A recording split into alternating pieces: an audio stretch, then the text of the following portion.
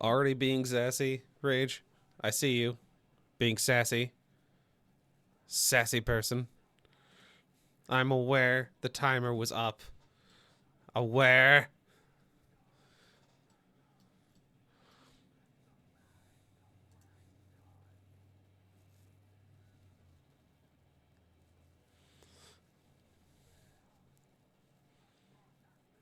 No drink with you, get in here. Yeah, fucking better get his ass in here. The boy hasn't been here for like 5 sessions.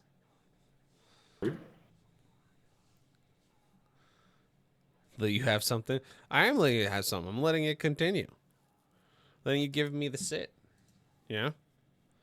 Letting you do the thing.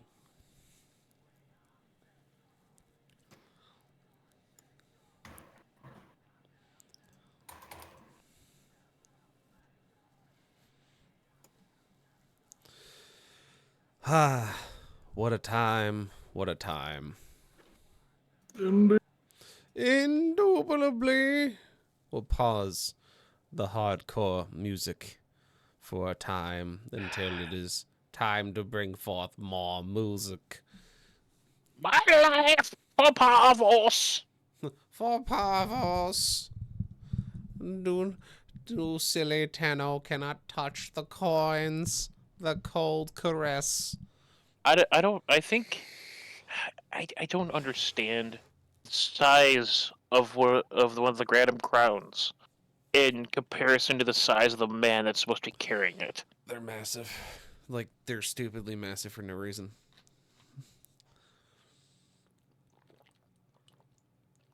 I just want it to be like, instead of the guy running around with it, I want it to be a Moa with just a massive coin on top of it. And it just walks around like that. Coin hat. Yeah, more or less. Everybody loves coin hat.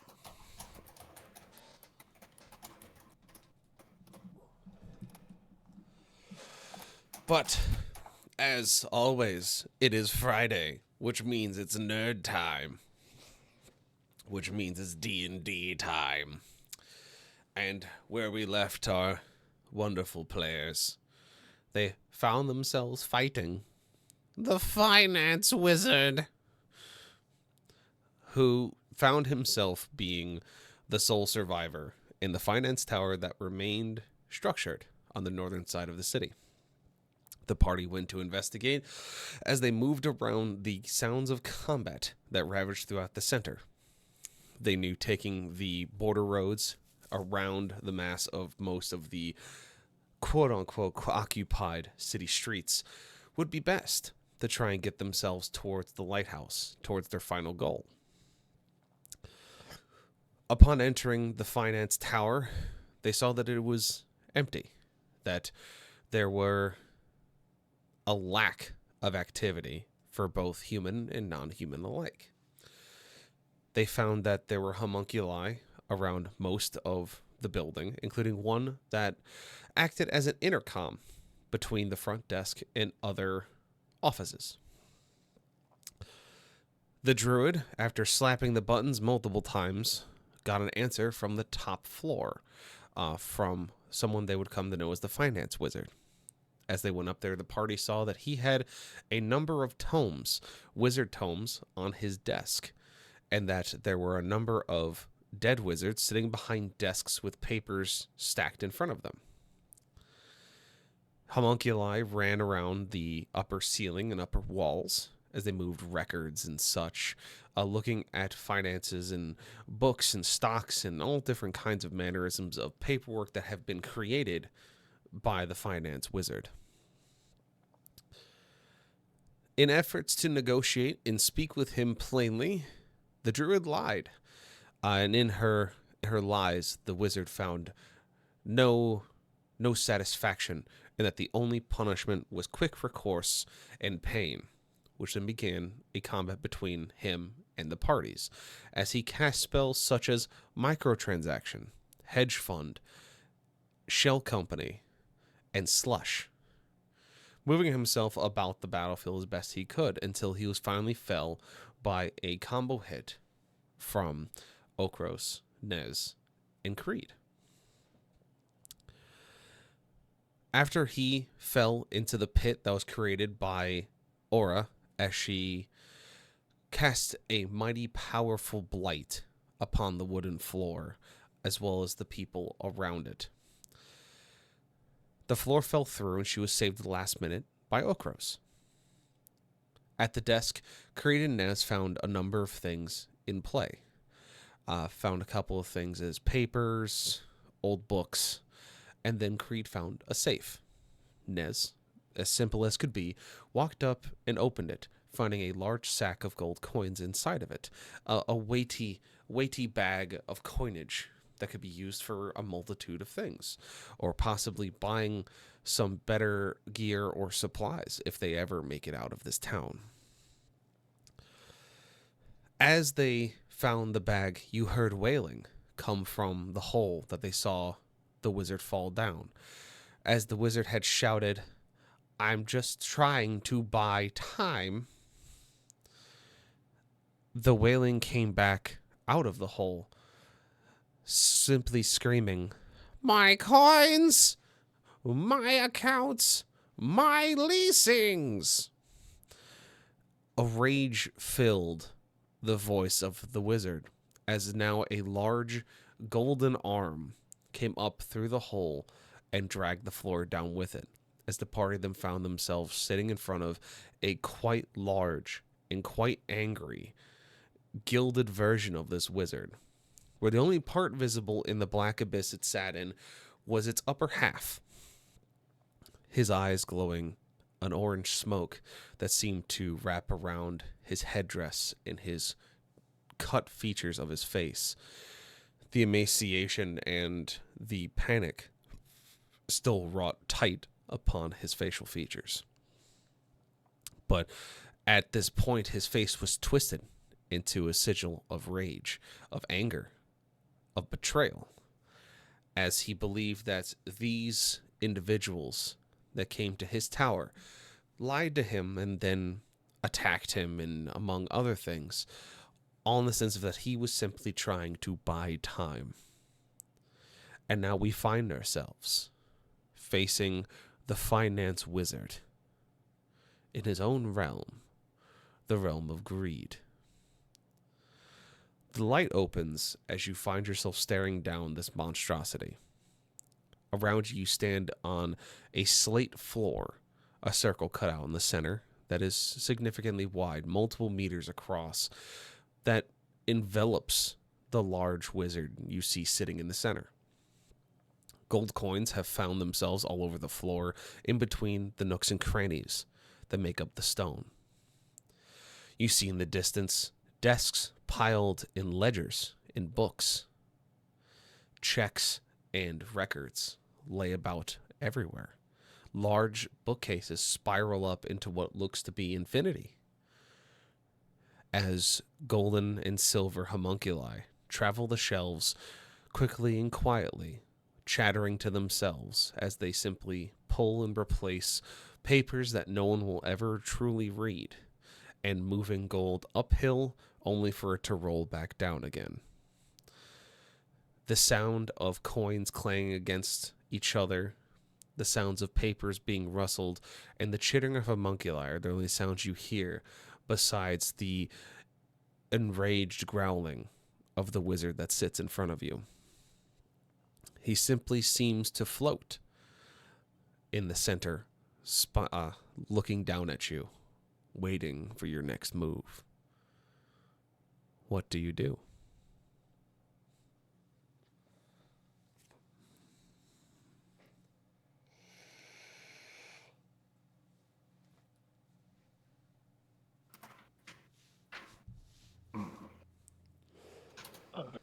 Look at out there.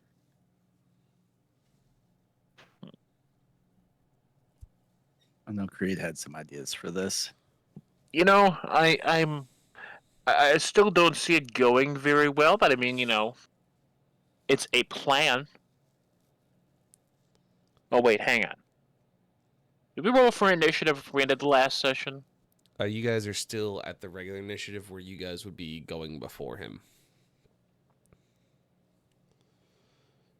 Well, I mean, I you can suppose reroll whoever's initiative if you want.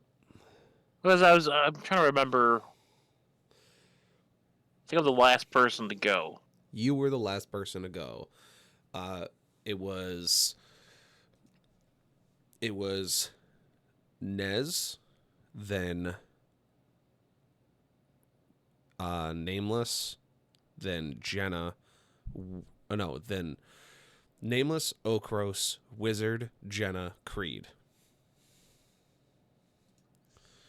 Then who made the actual last move? The last move technically was made by you and Nez out of combat, where you guys popped the safe. But the last combat move was made by Jenna, followed by a Molotov launcher from Nez. So we're technically, if we're looking at combat initiative, we're technically on Okros's, Rexus's. God damn it! Both your names are terrible with S's. We're on the fucking Catman's turn. You heard it first here, folks. He is now The chef. All right, so hey, I got a while before I could technically do anything. So I mean, you guys can go with the same initiative and just like alley-oop it if you want. It's only 3 is the night. Ow. on the bright side, my plan only required really just one other person. So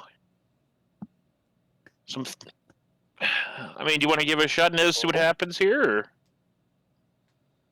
Or? I mean, it can't hurt, and we don't have someone to lie right now. Yeah, I'll be honest. I don't think Creed knows how to lie. So No, no, you don't know, and then we don't have someone that can accidentally anger the person. Let's put it that way. hey, look, we're technically about as far as we can go to pissing him off. So, like, statistically speaking, you know, the bell end has to go back up, right? You know, Fucking full circle piss him off to where he becomes docile. We basically made him burn his bail in his office, and now he's just here to kill us. Like, technically speaking, it can only go up from here. You know, try to find the silver lining. But all right, so Creed is going to run over to where Nez is standing. Let me pull up Owlbear. There we go. Yeah, he's going to go over to where Nez is standing and ask for 3 gold coins. Okay. And then I'm going to do something incredibly stupid. So I'll give him the coins. All right. he knows the plan, and this is probably not going to go well for Creed. Uh-huh. All right. Well, on the bright side, that means I actually have money again. Mm-hmm. I'm not going to have very long, but, you know, money is money. Anyways. And Creed is going to... He's going to go forward. Mm-hmm. Actually, hang on. So let me check this. Yeah, this is fun. Cool. Works out. It's all within 30 feet, too. And I want to say the cursed word, thaumaturgy. Mm-hmm. Did I get that right? You did. 1 for 40. Perfect. And he's going to bellow loudly that he wishes to invest. I wish to invest! And then he's going to, hold up a hand with the gold pieces. The wizard's eyes become large, looking at the gold pieces, as his upper torso comes down, almost in a push-up position, his head tilted slightly as he's looking at your raised hand. He goes, What? What? I wish to invest money. You want to invest. Huh. By the great Abacus. What a day. What a change of fate you seem to have done. What? There's much to do. We have many things to go over. Paperwork to sign, homunculi to beat mercilessly until they bring me the correct paperwork for you to sign, among other things. What would you like to invest into?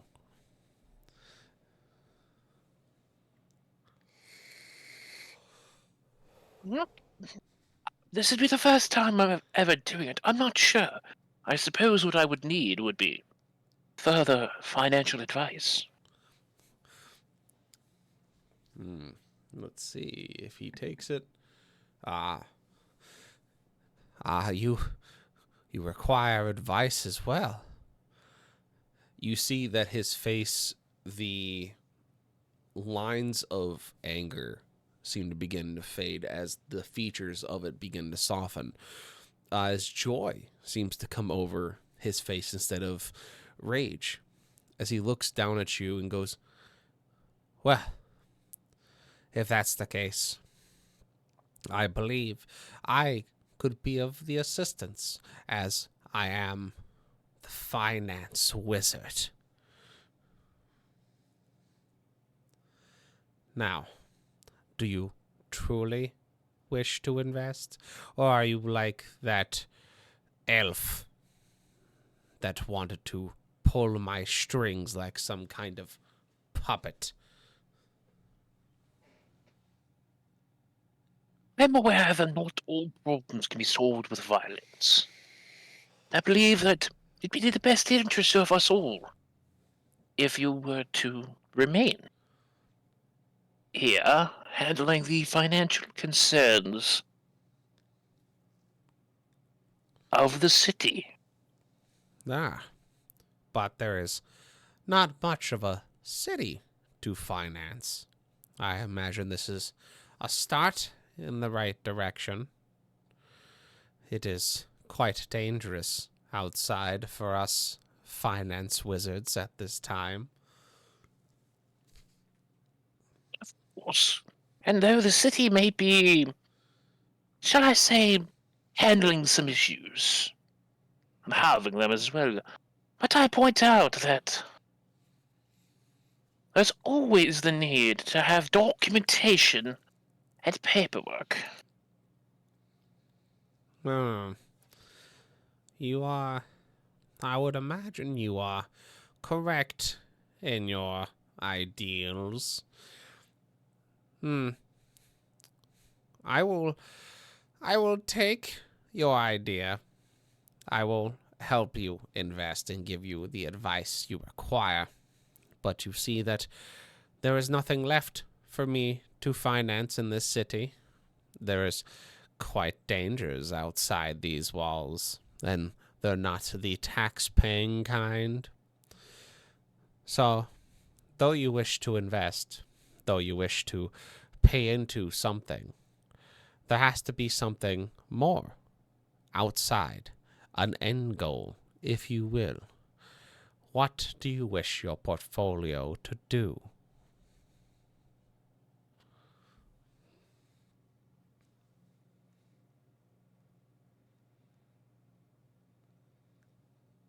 Rita's going to very pensively be thinking, but I'm going to want to pretend it says, like, fuck, I didn't plan to get this far. I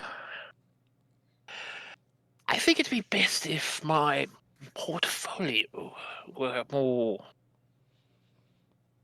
shall we say, an investment into the future. I would say that whatever, or however you wish to do it, because I'm not very well versed in finances, and I've never had to be. I would say more than likely.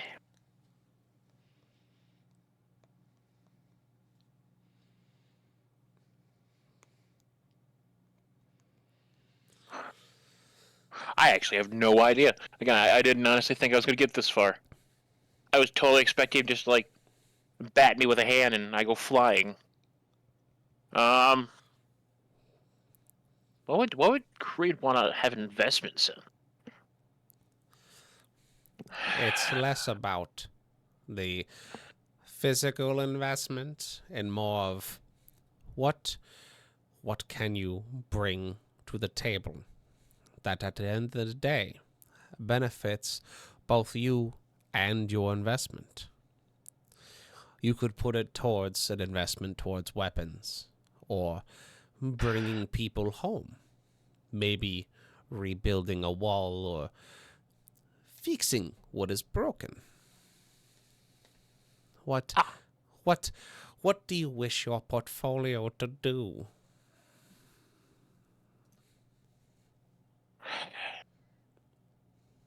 I wish my portfolio to be dedicated to...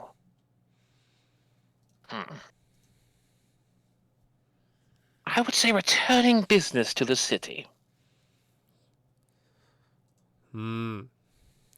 I believe that is a good investment. As you see him raise one of his gauntlets into the air, as he's now leaning back on something, looking down at you almost like a djinn. And he simply smiles, and you see him snap his fingers. And you see your gold coins that you gave him turn from just 3 coins to bars to bricks and just continue to multiply. And he goes, I will help you bring business to the city, as the finance wizard would reap the rewards of such an investment. It is not often that one comes to the financial district with the bank in mind. I thank you for your patronage, and thank you for your trust in the financial wizard. Now, let us sign the papers in my office. As you see his hand sweep down to you guys and kind of pick you all up, and in a flash, you're now sitting in the wooden office in plush-lined wooden chairs. The room has been reorganized and reset. The floor is no longer borked. Everything looks correct.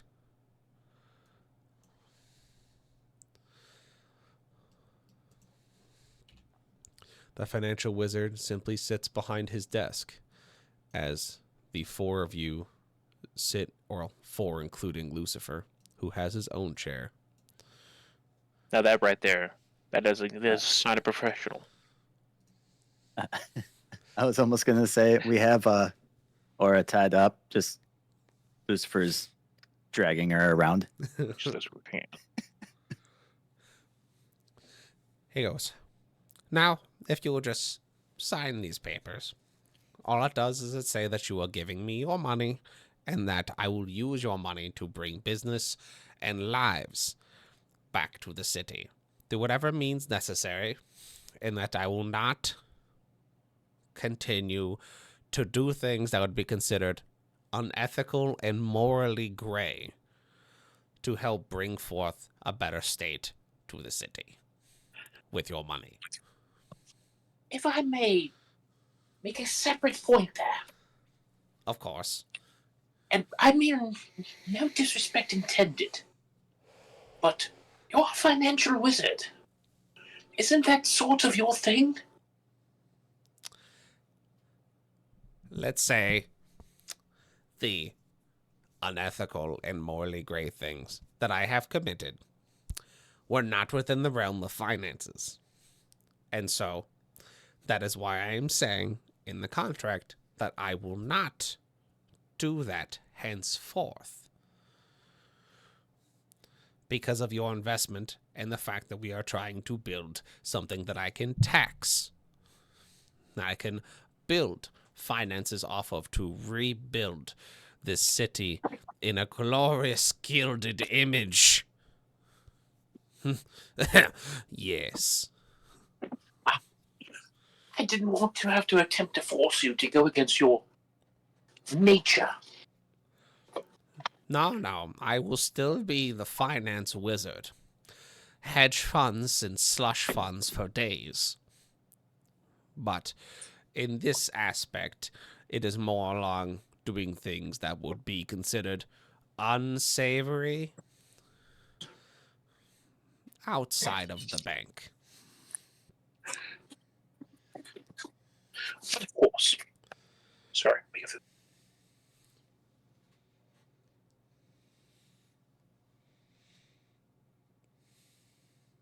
But Creed's going to read over the contract. Uh-huh. And he's not gonna anything about finance, but anything that obviously sticks out, like if you fail to honor the deal, I get your soul, you know? It just says that he'll garnish whatever money that you've invested will become his for perpetuity. And you've only invested 3 gold coins, so you feel like it's not that much of a risk. No, alright.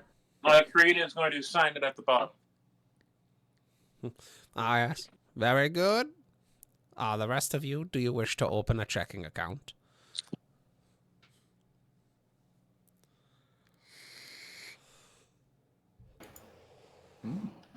Do I have money? You get a free turkey.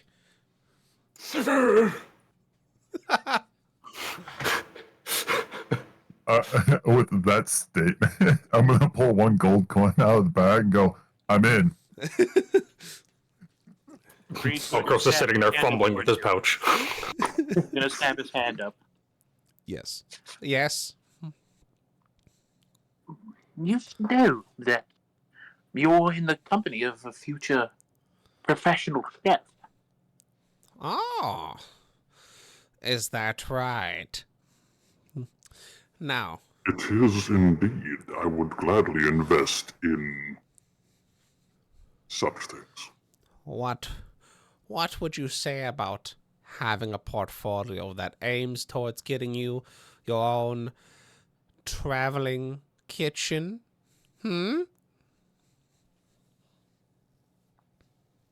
had my interest. Now you have my attention. I have a way with individuals. Now, I will happily give each of you one thing as a fair trade for what you've done.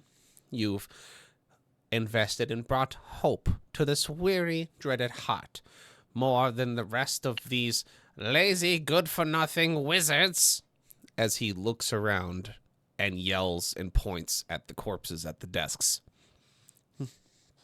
have ever done for me. Now, Velcro just shakes his head at them. I will give each of you something of a fair trade investment. In return for what you've done, if you give me back the coin purse that a certain changeling has stolen from my desk, as you see his eyes kind of flick to you, Nez. Creed should just like the awkward cough. I'm just gonna put the coin purse on desk, like, just push it. The 2 coins out of your pocket, Nez. Oh, the only coin I actually took out was the one that I was gonna hand him. He looks at you. I actually didn't put anything over there. Yeah. Because otherwise I got nothing in my pockets. I'm poor. Watching you. He takes the pouch back, looks at you, slides you one of them, and then puts it in his desk.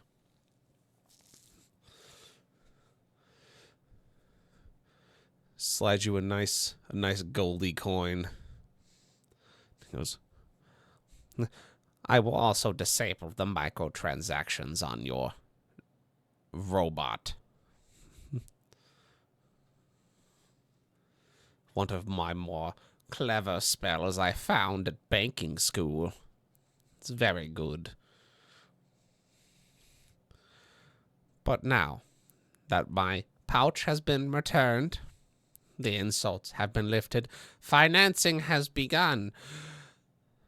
Now,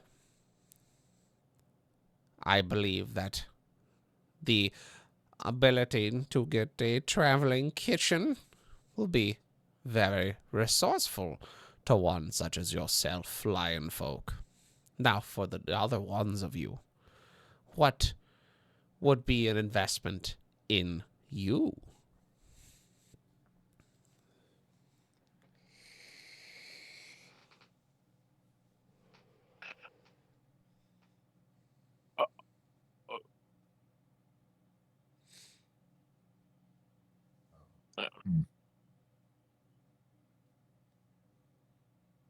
Better way to craft would actually be really good while on the road and not being at base. Ah, a pair of helping hands, I believe. A very thoughtful investment. And with you, Tiefling, you seem to be the oldest and the most veteran of this group of heroes. What would be an investment in you, so that one day you may return said investment in kind?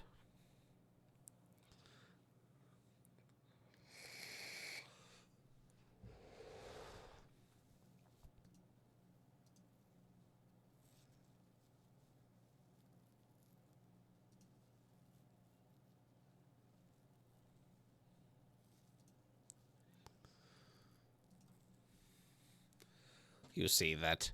Oh, I'm sorry. Barbarian. My brain Your fucking brain fault. shut I was like, who the fuck? Oh, wait a minute. Oh, that's You me. see I was like, oh no. the barbarian who wishes to be a world-class chef shall get his portable kitchen.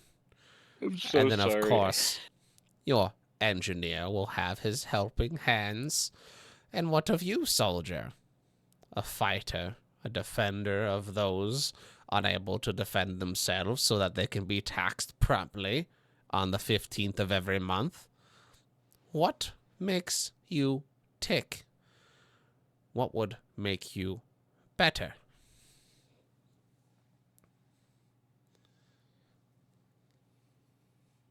I'm far from perfect, but I can't think of anything that would help more. Are you? Dare I say I'm content? Oh, interesting. Not many of you come through these doors. Ones that are content with what they have, where they wish to go. Interesting. Ogros just kind of looks over at him, like does the thumb gesture, and is like, Well, he is a paladin. Ah, that does make sense with what he is. But I don't know how many think, times I have to tell you I don't have the training.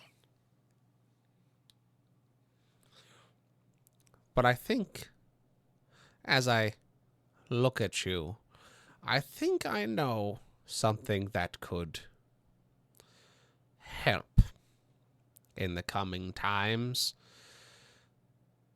I don't know how well you'd be able to use it, but it is something that may be something of at least inspiration.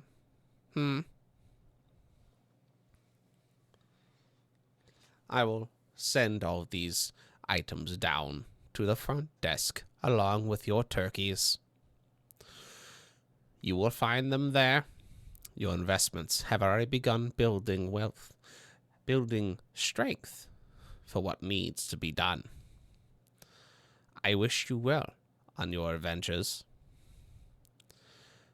Now, if you'd be so kind, I have math to do.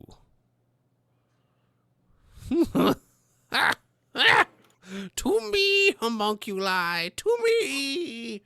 As you see them bring down ledgers and books and notepads and pencils, as you start seeing him just writing and scripting, pens floating and writing on their own, as the chairs are pulled back away from the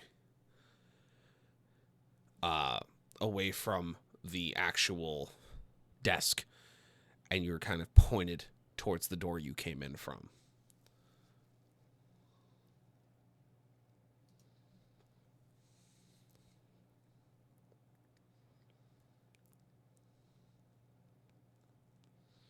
He's just gonna make his way to the door.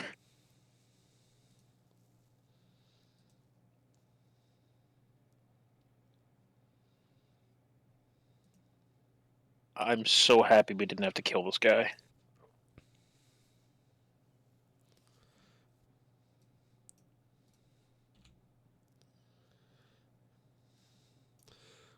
That's what I was trying to do, is remove that. I was like, no. Yeah. I'm like, he said it was gone. I Now can't remove it. You posted cringe. You can't get away from it. You posted a Lincoln General Parish. Oh. So, you all make it back to the elevator, down the hallway with the pillars, where a homunculus sitting on a stool, wearing a red fez, sits holding the lever. As you approach, the cage door opens with a slight ding of a bell. Ding! Followed by the homunculus going, "Nah."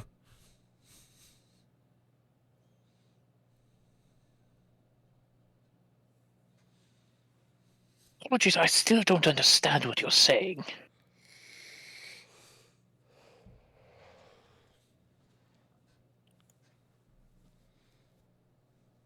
And then nodding in response to that. You imagine that he is telling you that he's going down, or the elevator is going down.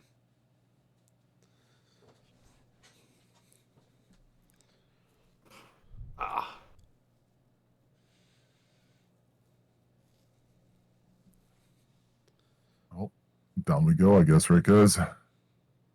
Maybe off to the lighthouse now.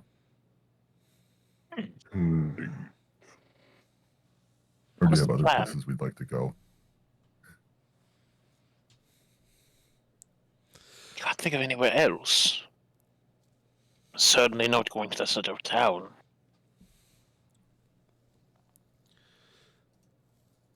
No, probably stay along the outskirts again. Saves a bit. More than anything. I am a little worried about all the noise we made while we were here, but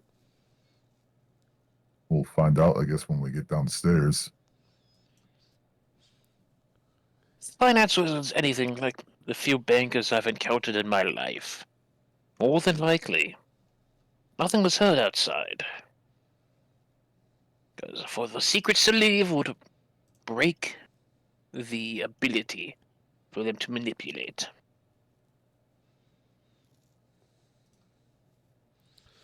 Trying to find where my glacier keep. I mean, don't take me wrong. We could always go outside and there's an entire army, but I'm tempted to find the silver lining right now.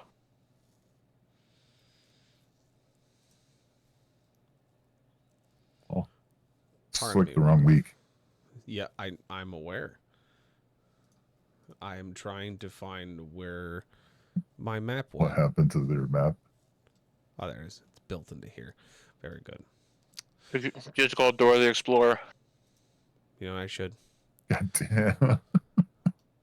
Where's the map? Where's the fucking map? Here it is. Anyway. So, you step into the elevator. The cage door closes. A slight ding echoes once more. Huh. Bye, Seth. Mean. The door closes with a slight ding of a bell. The homunculus grunts once more of, "Arr!" as you see him pull back the lever and the elevator begins to go down. You see the arrow at the top of it counts down from a letter P down to the letter L, going from P to 9 to 8 to 7 to 6, etc., down to the letter L. As it opens, you find yourself behind the front desk once again. The homunculus with the keypad sitting in a cubby, conveniently located behind it.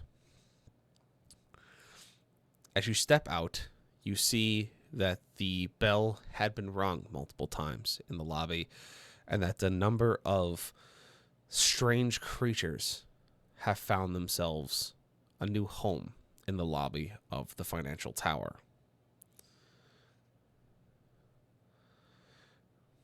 These look to be some kind of cat-like creatures, reminiscent of the lizards that the druid had found earlier. As they all kind of sit and patrol around the lobby, sniffing the air and looking as the cage door opens with a ding, as now all eyes are turned on you.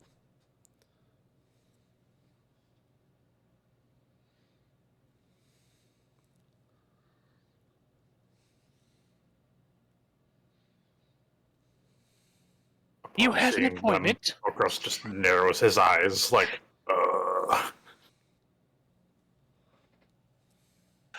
Is the homunculi still seated behind the front desk?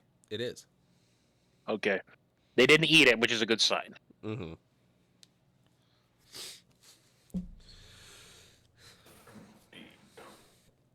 The homunculus in front of you begins to ring like a phone.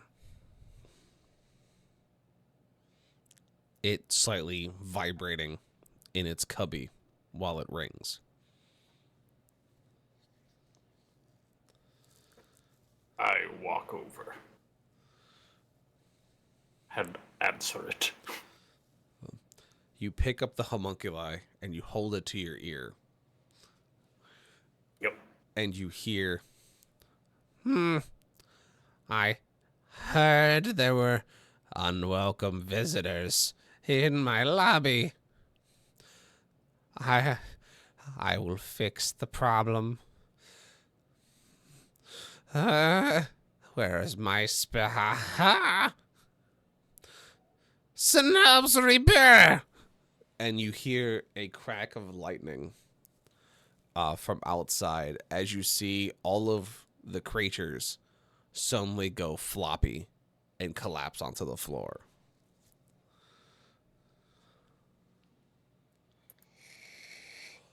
Ah, thank you.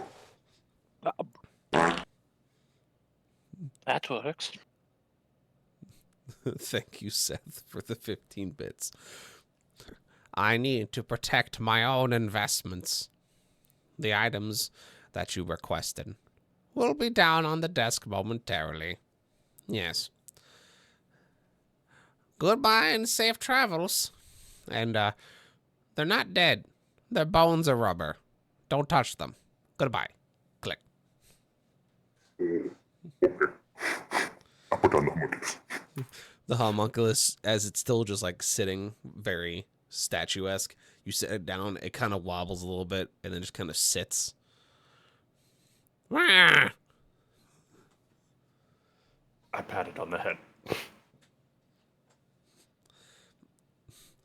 Oh, this is such a strange town.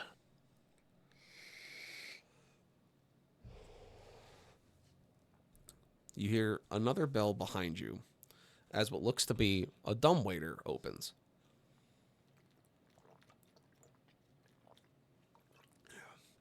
Okros, you recognize it immediately, or well, you gain attention to it immediately as you smell a smelly smell that smells like I turkey. smell turkey.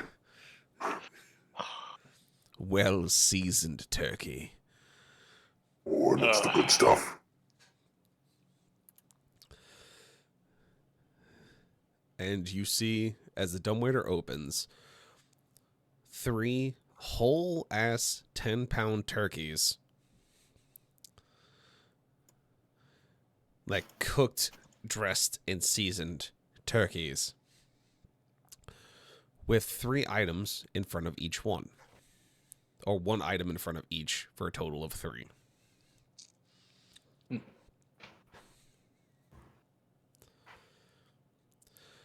Okay, so I imagine being the closest to the dumbwaiter because of turkey, Yes. you see a large suitcase with your name on it.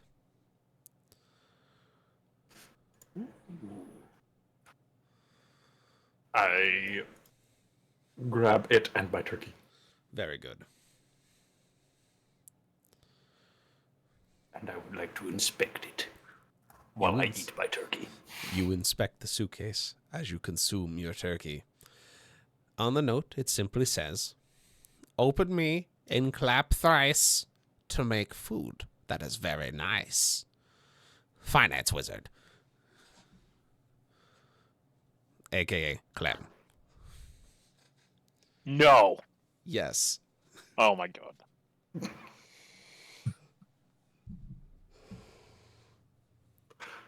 Oh no. His name was Clem the whole time. You nearly I knew- killed Clem, you son of a bitch. We can't do that. we can't do that. Can't I'm really do glad it, we no. didn't have to kill him. Can't kill Clem. Can't kill him. No. The goodest boy. Indeed. But yes, so the note simply says, "Open and clap thrice to make food that is very nice." I will take it to a relatively open spot that is clear and attempt this to preview what it looks like. You push some debris and such around. You kick one of the creatures that are in there, and they just kind of flops like a rubber noodle across the floor as it growls at you, but can't do much as its bones are still rubber. And you open the suitcase, and when you do, you see that the outside looks very nice, almost equivalent of like a nice leather zipper open duffel. And you open it and set it down, and you clap 3 times, and it seems to assemble itself into a full kitchenette.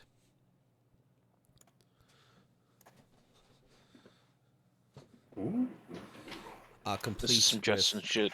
with a gas range that seems to work, a cabinet full of spices and oils, pans and tools galore,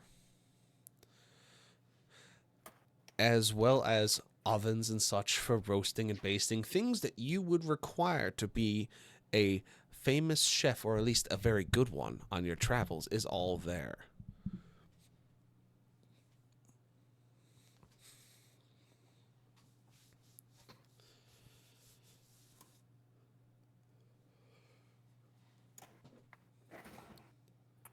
It's the most beautiful thing I've seen in my life.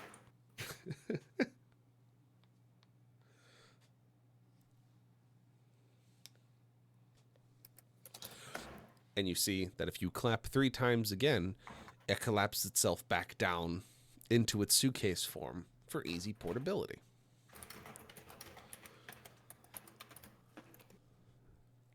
I clap 3 times to make it portable again. It collapses back down and zippers itself back up, ready to be transported once again. Chris just kind of turns to the other guys, slaps it gently, and goes, "Now this shit's cool." I can't wait to have your good cooking now anywhere we go and not have to just be at a place where, like a base. The benefits of this, out of character, is that if you use your kitchenette during a short rest, you will gain the benefits of a half long rest, which means you would gain, essentially, you would relieve half of your exhaustion, you'd gain half of your hit points, you would gain half of your spell slots starting at your level 1s. So if you have 9 spell slots in total, you would gain 5 starting with level 1 up. Things along that line. Essentially, so it lets you have a quickened rest, so to speak, with the food. And you know what, Seth? It does. It does have an espresso machine. Oh, yeah. You can't be without his coffee. That's right. Spice Pirate brand coffee is now mobile. The best. The best. So Nez, being the next one, as your curiosity, being the artificer engineer, kicks into high gear, you see, as with Ogros, a well-seasoned 10-pound turkey with your name on it. Behind it lies what looks to be a simple backpack. I grab the turkey and go set it off to the side for the moment and go straight to the backpack because of my curiosity. You set the turkey to the side under the watchful eyes of Okros as you grab the backpack with a note on it that says, "For Nez, helping hands should never be out of your reach. Simply ask, and they shall be seen. Finance Wizard, a.k.a. Clem."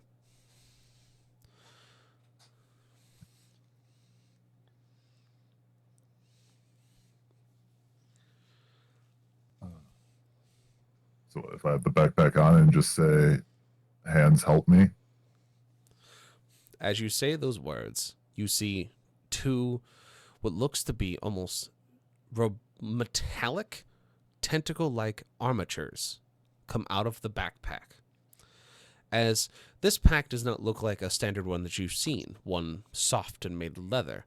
It seems to be rigid, square, with sharpened edges made of hardened material, thing that looks to be metal with metal accents, but otherwise looks to be sturdy and well versed in the eyes of an engineer.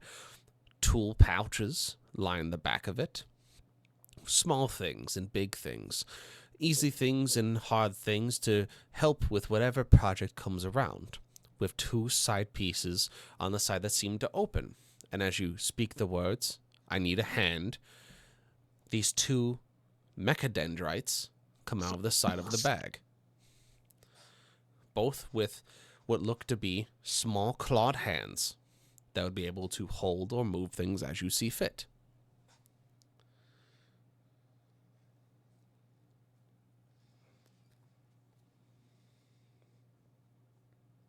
I'm just gonna get like all like smiling and everything, like clap my hands like, "Ooh, guys, I'm gonna be able to make so much better things for us now on the road."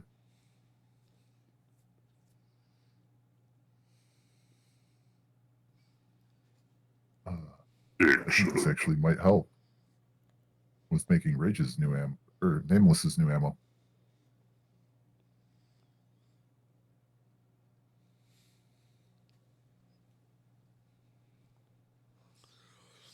Out of character, its benefits are that when activated, you count as having 4 hands instead of 2.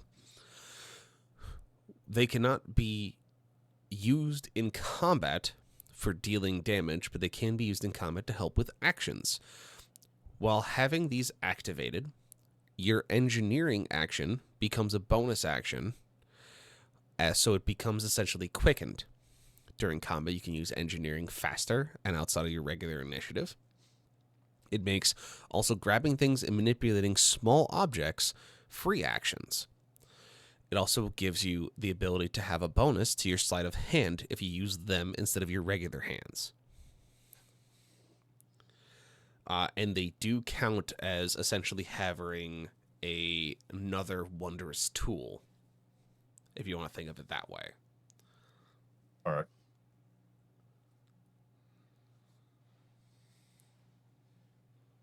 Basically, your engineering will have a additional bonus on top of it when using this pack. And it also can be used to store supplies for engineering that would be considered unstable such as phosphorus, sulfur, and such. Things that you would need to make specific weapons or armaments. Like gunpowder stuff, like Yeah. anything. But it would be like explosive, basically. Dangerous things you can hold in your Yeah. bag.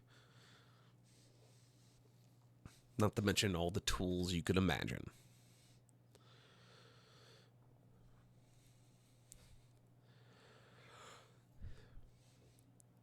And last, but certainly not least, Mr. Creed. You see both Okros and Nez with their 2 gifts and their 2 turkeys sitting giggedly together and talking about what they have and what they're going to be able to do with it. The wizard spoke of something that could help you, or at least be an idea of inspiration. As you said that you were content and made it harder for him to figure something out. But regardless, he believes himself to have found something of equivalent nature that would be good for your intentions. You, of course, see your turkey, and behind it, a small satchel.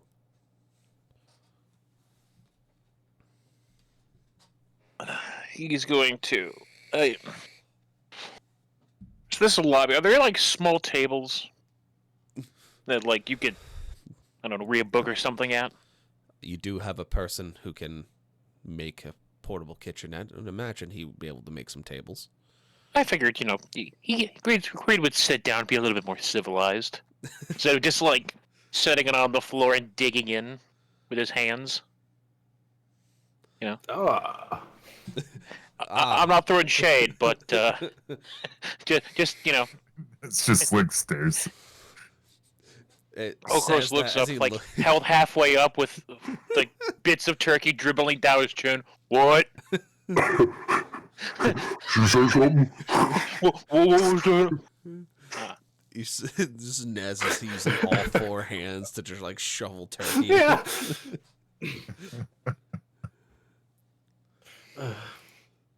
I mean, But, it is yeah. like the first real meal you guys have had in like days. It's fine. Rations are fine. There's no Alright, problem with them. Salty spittoon. You want some fucking milk for your nails? But yes, so he would find some table that he could sit at and actually eat, and then he would go back and grab the satchel. Yeah. You find a little table. You sit your turkey down. You go and grab your satchel. As you sit at the table, the smell of the turkey wafts across your nose, and it is delicately seasoned and tender and delicious. You open the satchel, and inside is a book. A thick book, but a book nonetheless.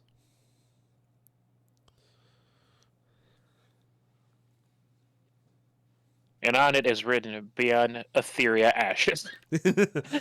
And now we've come full circle. No, Reed would, I guess, check the book out. As you pull the book out, you can see that it is exquisitely decorated. It has been well kept. It has a leather outer casing with metal accents. The spine is reinforced.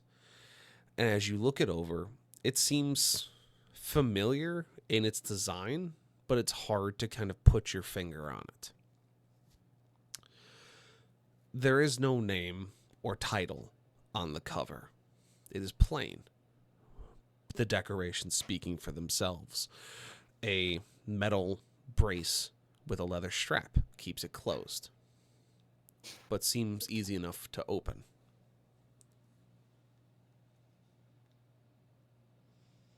Yeah, he's gonna go ahead. I'm sorry. He's gonna go ahead and undo the latch. You undo the latch and open to the first page. And on it, simply states,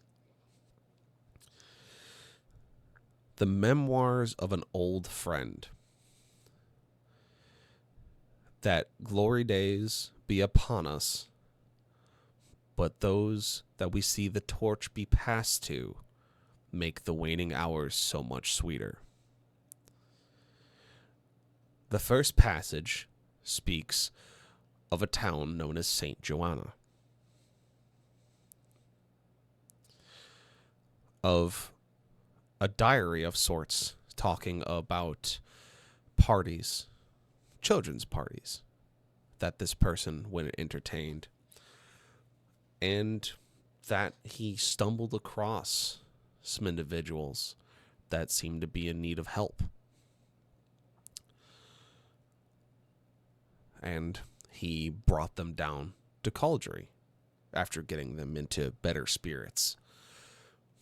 And from Cauldry, he led them up to Head Thunder, where Brendan there, it just so happens, was he speaks of sending a letter to the Glass Keep requesting an investigation of Head Thunder, as he believed that there was something amiss,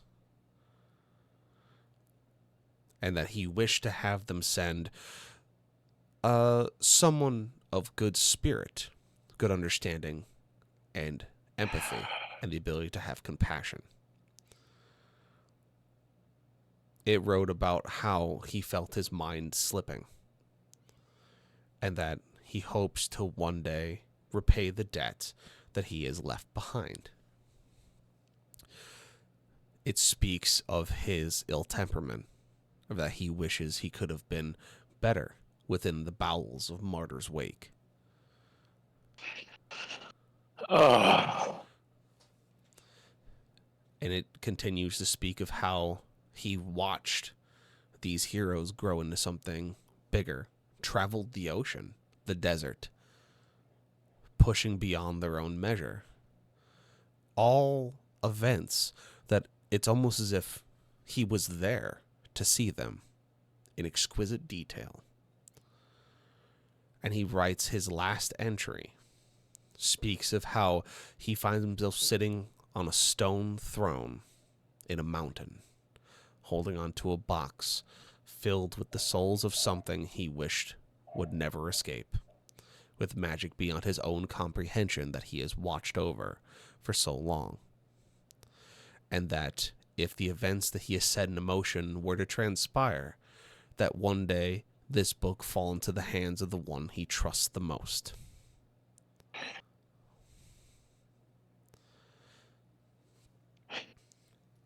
See, I knew this shit was gonna happen again. True trauma. Get great trauma.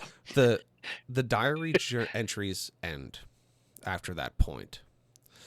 And it looks like the pages after this have been glued into the spine. The first bit of section, it seems that there were 2 different books that were glued together to make this tome that sits in front of you. The first section, of course, was that of the memoir, the diary. The second one seems to be of uncensored history, going all the way back to the beginning of the Brink, to the Schism Wars, to the beginning of soul magic, to the reason why everything fell apart, about why Martyr Wake is what it is, why the sword is what it is, and why this person was there in the first place and knew. Talks about the imprisonment of the gods, stopping the godfall.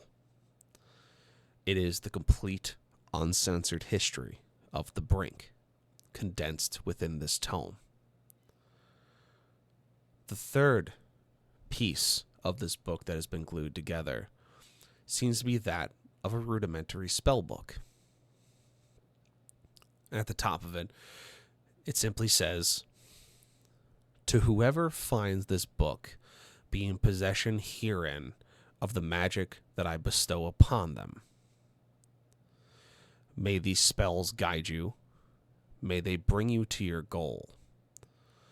And if you are on the same path as I am, may it bring the downfall of those that have seen to bring ruin to the world that we have called home." Following are a number of spells that some don't make quite much sense to you. A few at the top do, as almost as the letters begin to configure, being able to be read by your eyes. You're a wizard now, Creed. What? What? Wait, what? What? Hang on a second. You have gained levels in wizard. Specifically in the sense of that you've gained the ability to cast things from a wizard's spell book.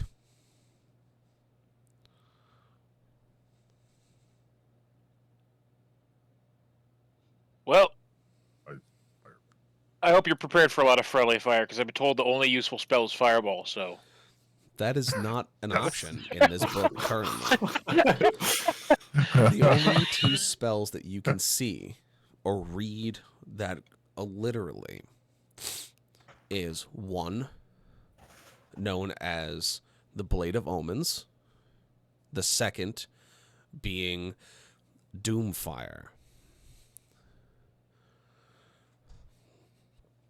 The first spell speaks of bringing forth a black blade in your hands and increasing your speed, letting you attack multiple targets at once.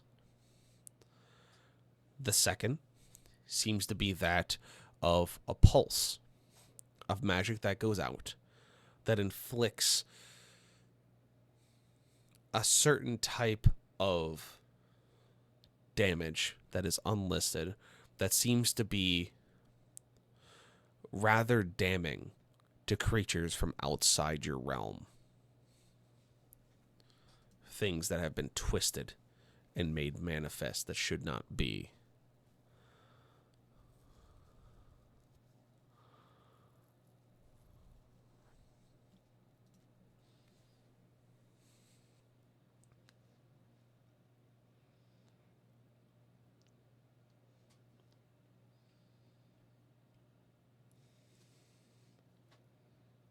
Neat. Are you gonna sing the Doom song now? The what? The Invader Zim, the Doom song? I've never seen Invader Zim. Okros, take it away. Dom, dom, dom, dom, dom, dom, dom, dom, dom, dom. Very good. All your music brought here by your local barbarian. Dude. Tip your waitress. Anyway. Yeah, so you found that book that was given to you, and it's simply a note on the front that says, "For the one who finds himself content, may this shed some light where there has only been darkness. Finance Wizard, a.k.a. Clem."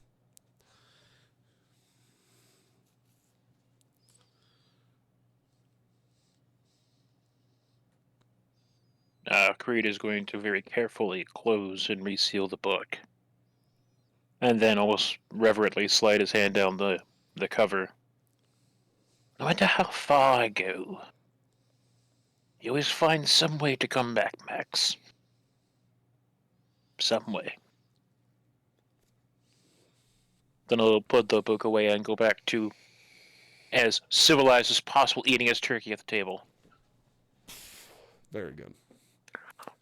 I You was gonna all say at this point I stopped using my hands, and only my backpack hands are feeding me. only your dendrites are just feeding you turkey. He's just sitting there, like, leaning back, resting on his real hands while... Living Yes. the dream. Living the dream.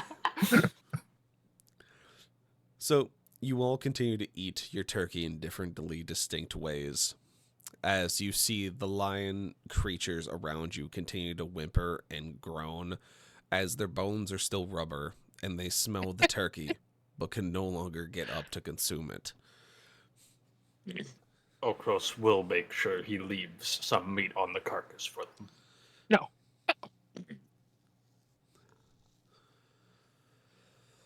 Don't.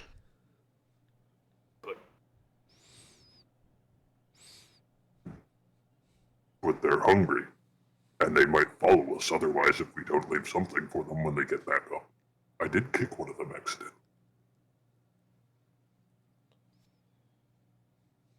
Was it an accident?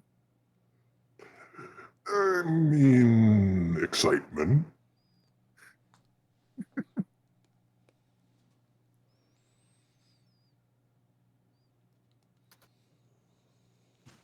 Uh,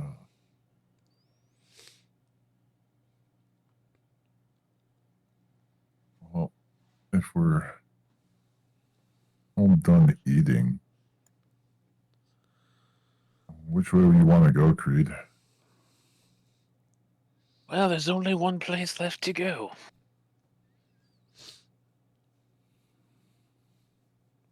Considering the war, it could be. Great is going to look up in the sky. Yep. And he's going to. About how much time is left until sundown? Maybe a couple hours.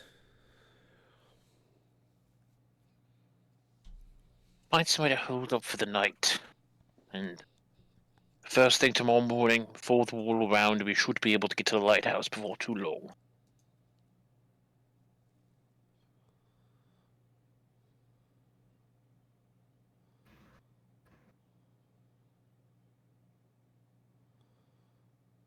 Sounds like a plan to me.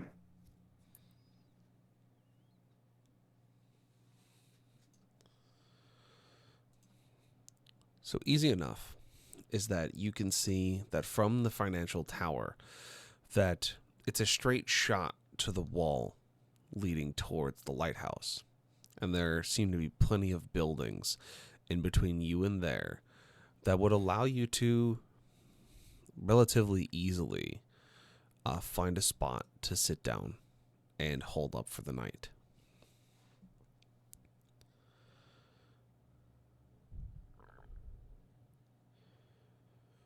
Like I said, I think that best bet's going to be to hold up there. We stay in a finance building. Well, first of all, the creatures are already inside waiting for us. But we really don't want that to become a bigger problem of the building getting attacked. So, Indeed. I say find somewhere to go. Well, if we're going to be using... If we're going to be using the wall to take a shortcut there, might as well go to one of the buildings closest to it. Sounds good to me.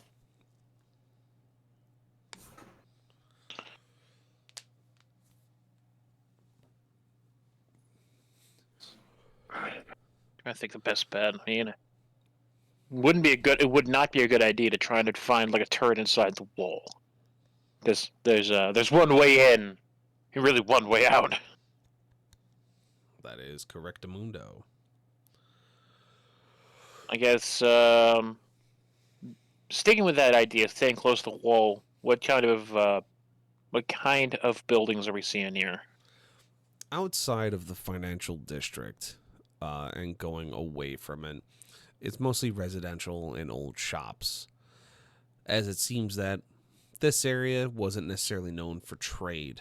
It was mostly workers, people who went and helped in the other buildings for banking or for administrative purposes in the center of town. So it's relatively, dense with certain buildings. A lot of them have been either looted or broken. Some were not the wellest in standing and have begun to fall or creak. But for the most part, finding shelter that's off the beaten path would not be difficult.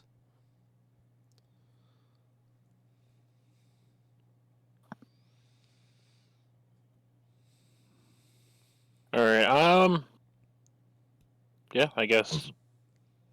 Whatever place seems best out of what we're looking at, I would say, off of being able to, make sure we could reinforce it for the night just to feel a little safer. Indeed.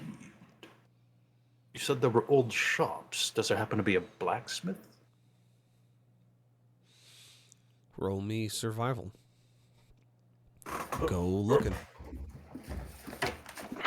Yeah. Oh, no, dice don't fly away. Uh-oh. I I heard heard it that. hit, and then it heard it The, roll. the audible thing that the microphone decided to pick up was the most important part. The dice flying onto the floor. Mm-hmm. Okay, so you said survival. What's my modifier for that? That is not the right window. This is the right window. Okay. 14. So you don't find a good blacksmith shop. You find one where the forge has been dead for many years, that the supplies have been ravaged, that the tools are bent, and if they weren't, have been taken.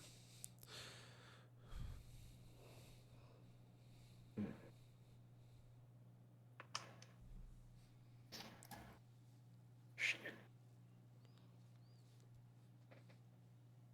How does it look in terms of defensibility compared to the buildings around it? It looks to be a house that is attached to a pavilion where the blacksmith shop was mostly done outside. The house itself looks okay, at least from the outside. Hmm.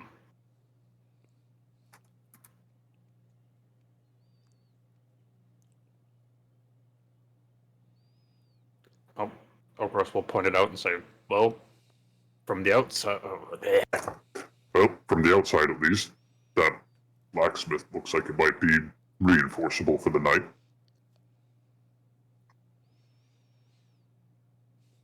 I can't think of anything better, so why not? Let's give it a shot. See what happens. The worst thing that happens is we die.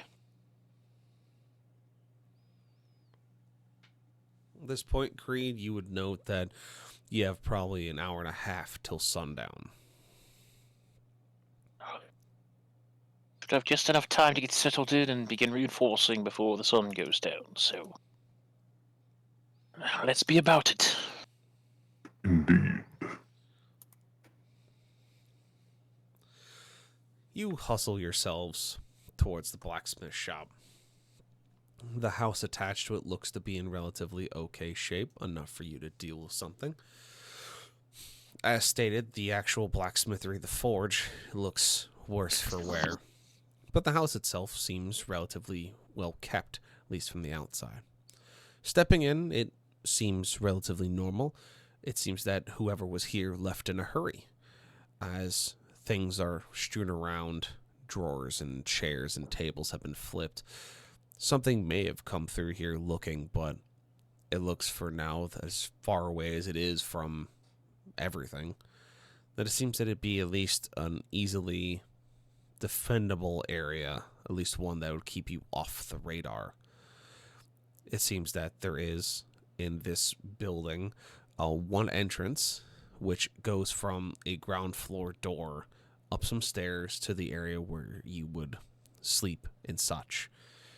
The pavilion being attached to the bottom of the building.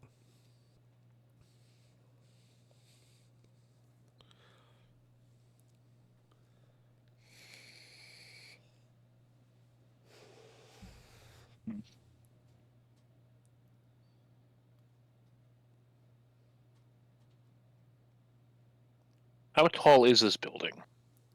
It's a 2-story building. Alright.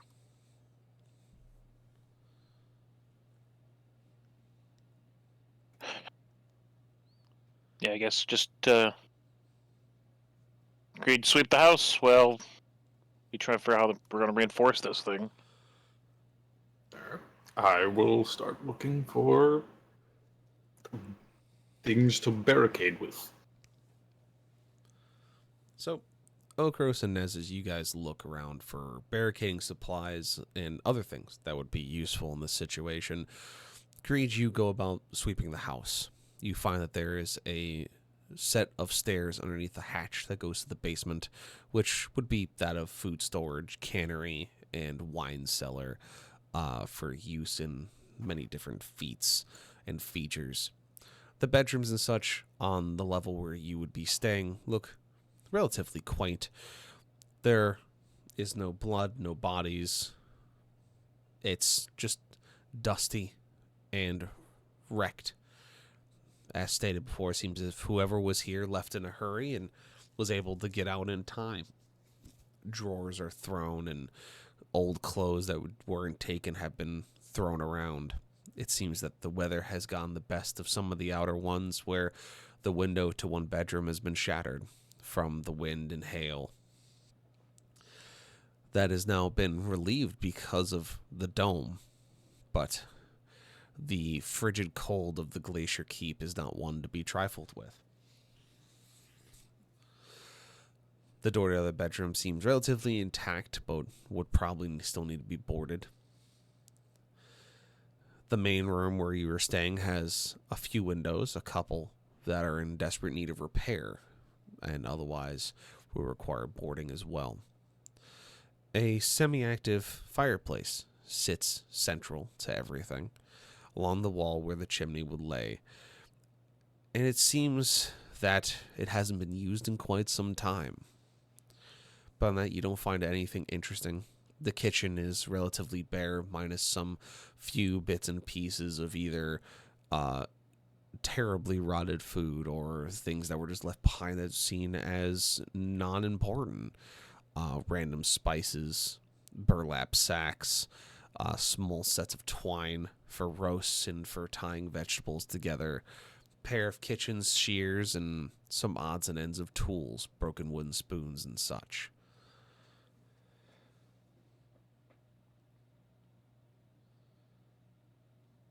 I mean, even though it's for food, Reed will pocket the twine. Very good. Also will, yes, when he finishes all this, he'll just mutter to himself, at least it's relief. Just to find nothing.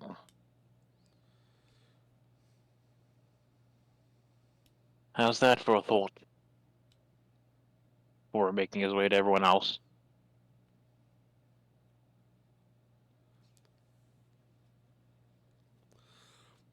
As Creed returns, as Nokros, you guys have found a number of spare things you can use to do barricades with, or at least board things up.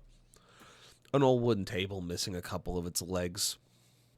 It had been shaken, or at least the legs given way during the last storm. Looks like it'd be broken into boards for a couple of windows. A couple of chairs that has seen better days, broken down for firewood. Other scrap materials and such between the forge and the basement that seemed to be enough to barricade most of the windows relatively well, along with the spare materials that you found to actually attach it. Otherwise, you find that the beds are in still decent shape, and that there may not be many blankets or such here, as they seem to be have taken. It at least means that you can start a fire and place the beds close to it to at least have a comfortable long rest, if so.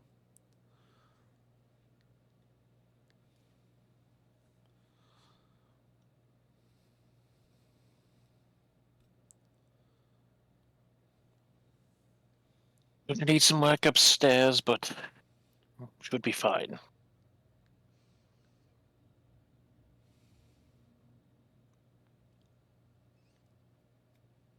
All right, let's get to it.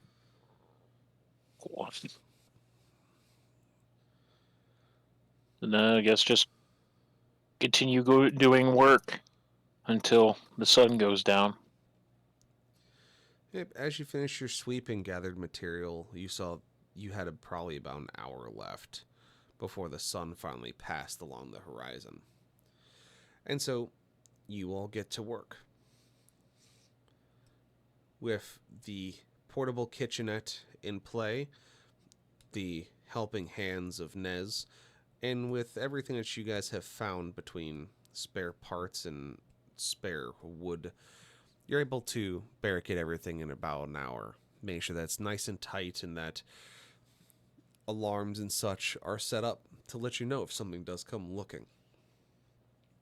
But you feel confident that due to your location, the fact that you've tried to keep yourself away from the larger monsters that seem to be going around the center. You're going to be finding yourself in a comfortable position. The fire is lit. The heat begins to build as the night begins to grow cold. You find yourselves all sitting on the beds you've dragged in front of the fireplace.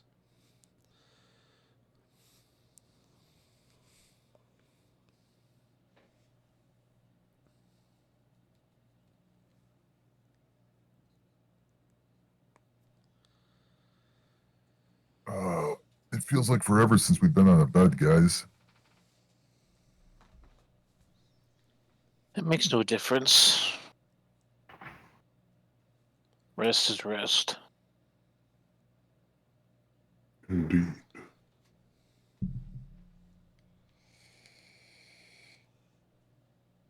Reed is going to pull out the journal given to him, and he's just gonna like idly run his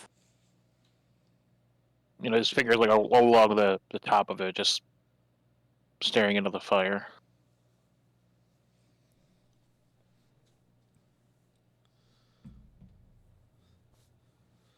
Yeah.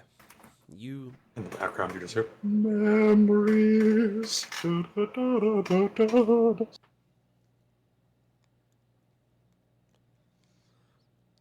easy enough and simple enough for you to simply sit there and look at it, go over it upon the dying light of the fire. And what do the rest of you do in the dying hours? My character is gonna just pass out because he was stoked to be on the bed for the first time in a long time. Fair enough. Fair. Okros would likely be relaxing with his, like, beside the fireplace with his back to it, kind of tending to it and just kind of keeping an eye on the barricades. I guess I should say Lucifer's on guard duty. As is tradition. Okros, feel free to go to sleep. I have watched. Very well. Wake me if you need me. I will. Okros will go. Snugged up and ready to sleep. So the both of you sleep, Lucifer and Creed, on guard duty.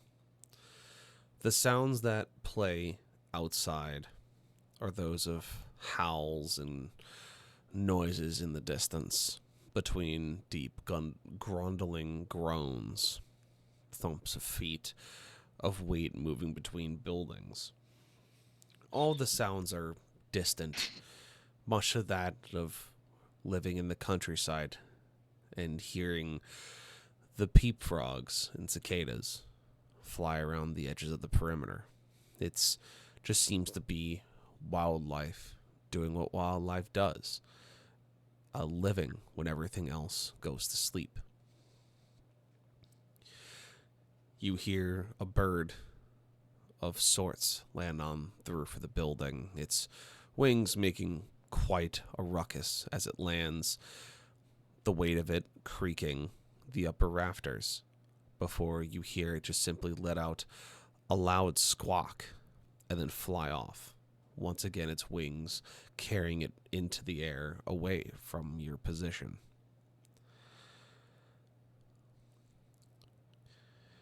It seems that the sounds keep their distance. Nothing comes looking. The creature that you had fought previously that seemed to mimic noises and seemed to try and follow has yet to show its face once again. Whether it means that it met its end along the other larger creatures or simply has lost interest is unknown. But you sit and you think, and you wait. The thoughts of Max running through your head, of why this book chose to show up now, of after everything that's happened to you, why you were chosen, why you were put in this position, and why everything you feel like has been a lie leading up to this point where you found your true self just runs through your head, but for a moment, a fleeting thought into the distance. The thoughts are interrupted by the sounds of what seems to be gunfire. A lot of it coming from across the way. You sense, from your knowledge of things, is that on the far south of the town, the same place that you entered near the tavern, something or someone has begun a fight with something outside their control. The weapons fire is loud and numerous. You count 6, 7, 8 rifles, all firing at something.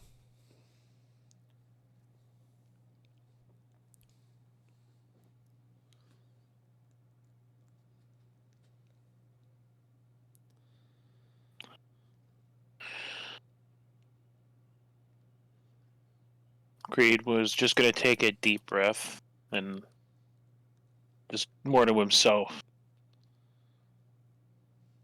I hope you do not follow us. That's all I hope. You'll find nothing here but death.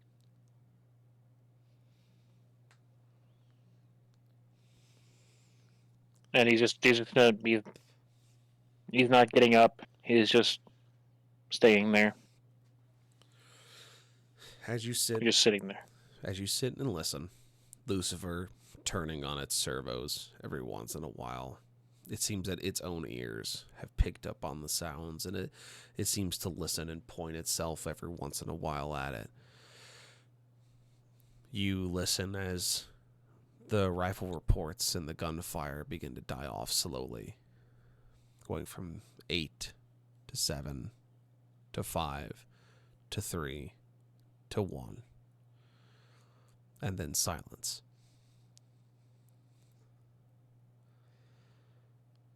The last shot echoing between the streets and buildings as a deep rumbling roar is heard.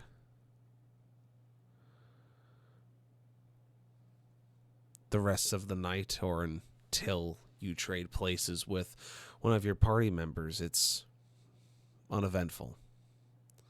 It seems the smoke did not attract any creatures, neither the light nor the presence of you being here. And so, as you all do your rotation, nothing eventful occurs.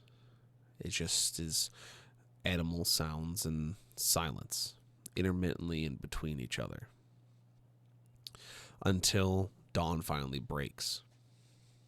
The light hitting the glass just in front of the barricades, it's splitting the difference of the planks, and splinters of light dancing around the floor as you wake up.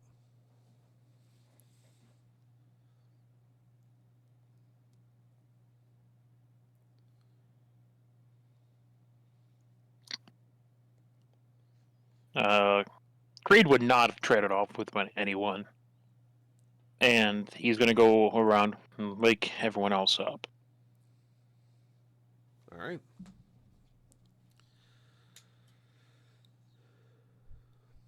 And that'll be a full long rest, right? Yep. For you and Okros. No.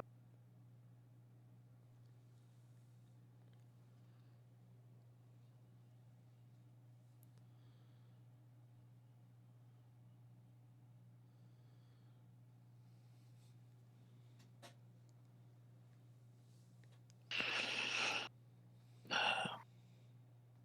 believe someone came in after us. Last night, anyways.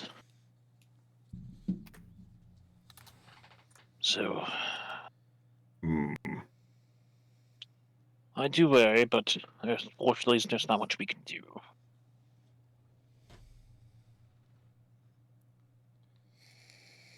As long as we stay cautious as we have been, it seems like we should be fine with it. Only one way to find out, unfortunately.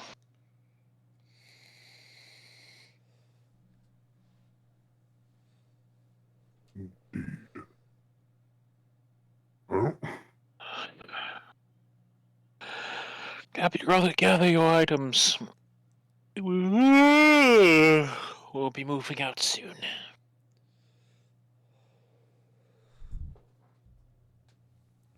And for what it's worth, the yawn was entirely in character, by the way. Mm-hmm. So.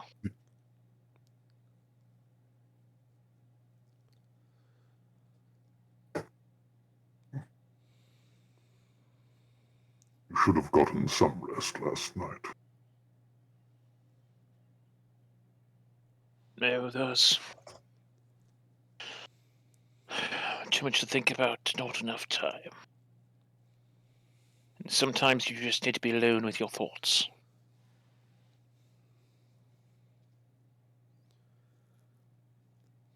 This is fair.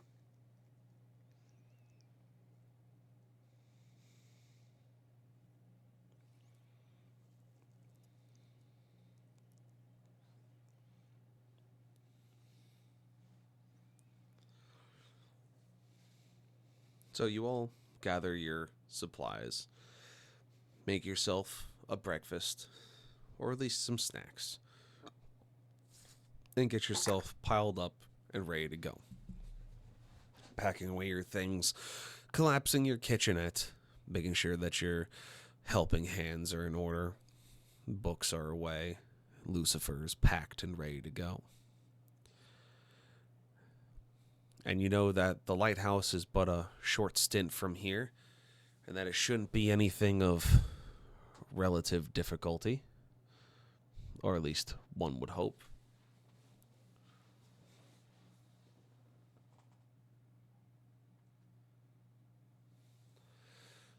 The sounds outside the house are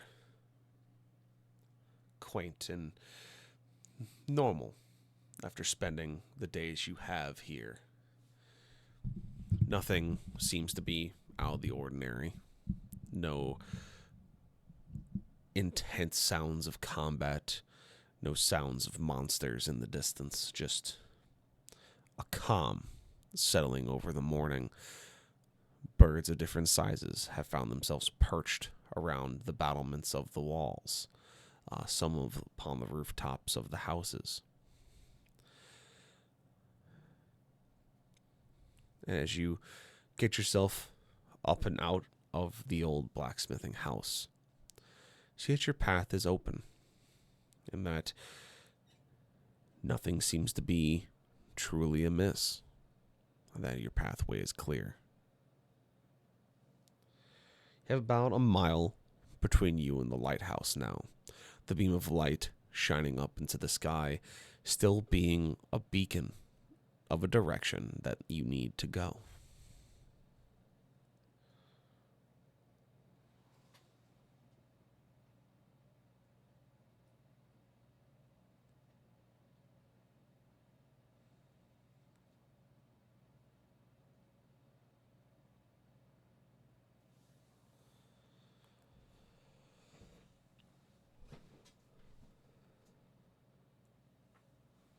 I don't have anything to plan for or anticipate. I got no idea what we're going to encounter. Yeah, I'm just like in deep thought right now of what's gonna happen when we get there. We a giant worm and it's going to wax poetic about being two corpses in one grave, and it was a monument to all of our sins. Better not be. I am a monument to all your sins. No, it's for later. Shut up. I really don't want to What fight it's right going to now. be called is the Tomb Brain. The tomb brain. The grave worm.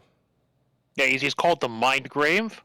You know, clearly legally distinct. The mind grave. hive brain worm, carrion hive brain worm. I guess you could say you're multiple bodies inside one grave, legally distinct. Multiple bodies inside one ditch. Yeah, but there's really, I can't think of anything except again we're kind of close. As soon as we go through that gate near the lighthouse, we're closer to town center than I'd like to be, and we're not as close as we were when we were at the tavern. So, and I still say just keep working our way along. Where's the pointer? Just keep working our way along the wall until we can just cut out.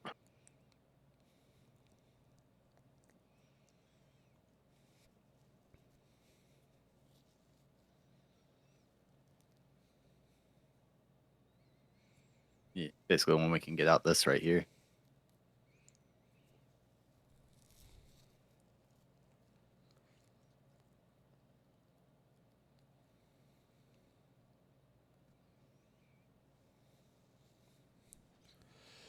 If that's how you wish to go, then by all means. With several thoughts of preparation and direction, you begin moving yourself towards the wall, towards finding a way to break through and make your way a straight shot towards the lighthouse. Once you get a feel for where you are and where you need to go, it seems relatively easy to do so. And the path is nothing of, if not easy, making your way towards the break in the wall, towards the gate that remains open. Skirting the outside of the wall, you find no difficulty, no monsters to speak of. Reaching the gate, you can see that it has been broken. The walls caved inward, but passable. As you get to the gate, you can still hear the sounds of hits landing, of growls and bellows coming from the center of town. Whatever it is, does not seem to want your attention.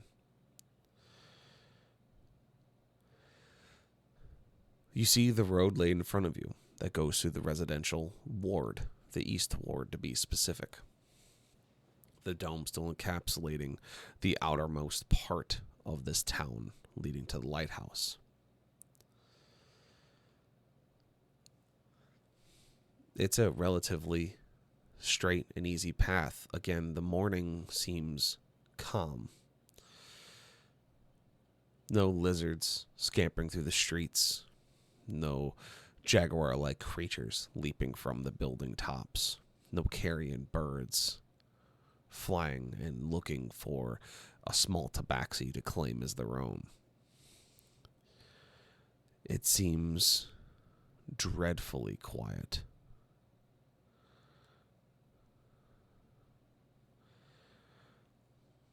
Now, Okros, I need you to roll nature for me. Alright.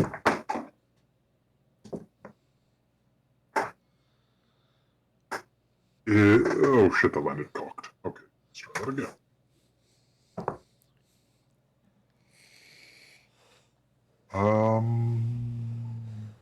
Where's my nature check?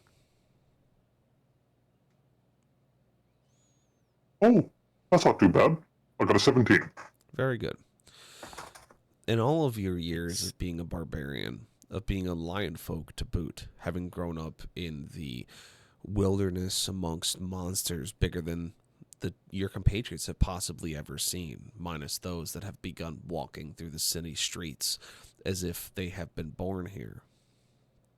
You know that areas only become quiet when a predator is in the area.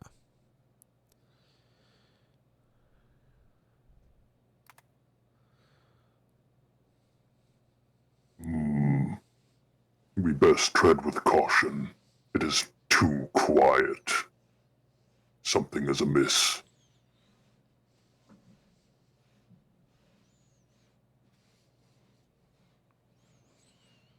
Of course.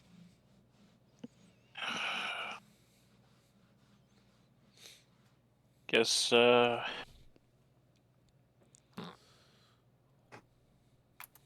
can't just leave the fucking city. No. It's gotta be a problem as we're leaving. I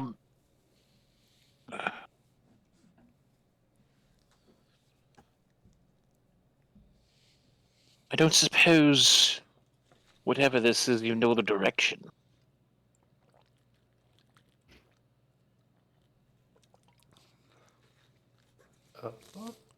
Would I have gotten a general? You would have Feeling like gone that? general direction. You would know that when a new predator enters an area, everything makes themselves scarce.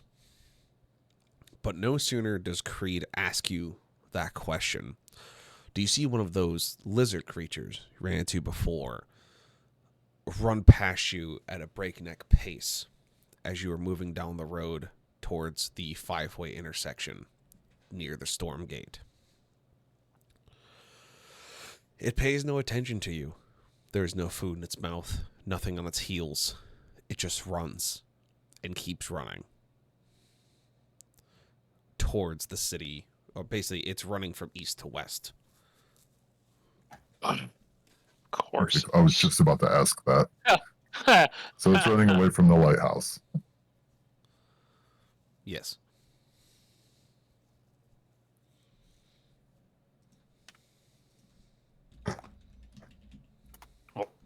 Gross just kind of points towards the lighthouse and. Hello? I don't know if it'll be picked up, but Creed sighs very deeply. His, of course. Of course, it's the bloody lighthouse. Oh, Do you want to try and get some rest before we go that way?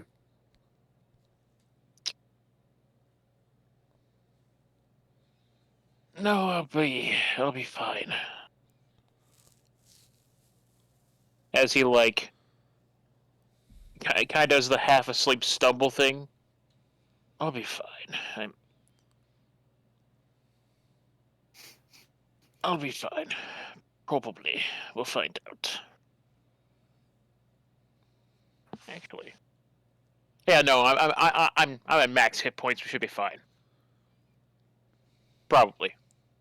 We'll find out.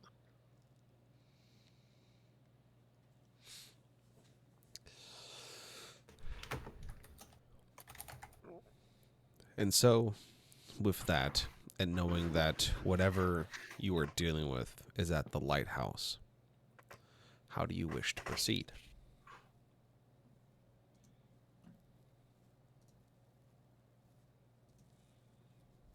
I never thought to ask this potential. I know you have to have a wide, weird knowledge of things as a DM. Mm-hmm.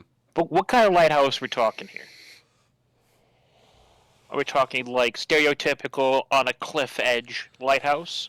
Or More along the lines of like a large naval lighthouse you would see on a coastline. Not really much on a cliff edge. Close enough to an edge, but it's essentially meant to keep the boats away from the rocky outcrops that make up the coastline of this area. oh, hang on. Let me see if I can. So it has it's the standard conical shape with the large light at the top, has the almost shed-like entryway at the bottom that is both the entry into the lighthouse and as well as a secondary living quarters. All right. There's not really we can't really stealthily approach this thing. Like that's my initial thought was maybe try to be a little bit, but no, it's relatively really wide open leading up Yeah. to the lighthouse.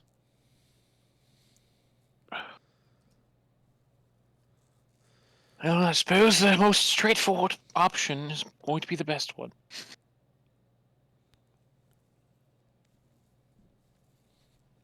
So, well, gentlemen, let's be about it, and just start fucking walking down the road to it. So you keep on trucking, and Yep. you get a few hundred meters from the lighthouse. You can see the beam of light coming up from it into the sky, making the dome. You can see the weird shimmery light that makes up the dome seems to just float around this lighthouse. Trees of crystal have seemed to been just come up out of the ground, growing like regular domesticated trees, but these seem to be made out of something not natural, or at least natural to here. The foliage is different and projecting. It just seems odd the closer you get as the shimmering light continues to swirl like a fog around the middle and top of the lighthouse.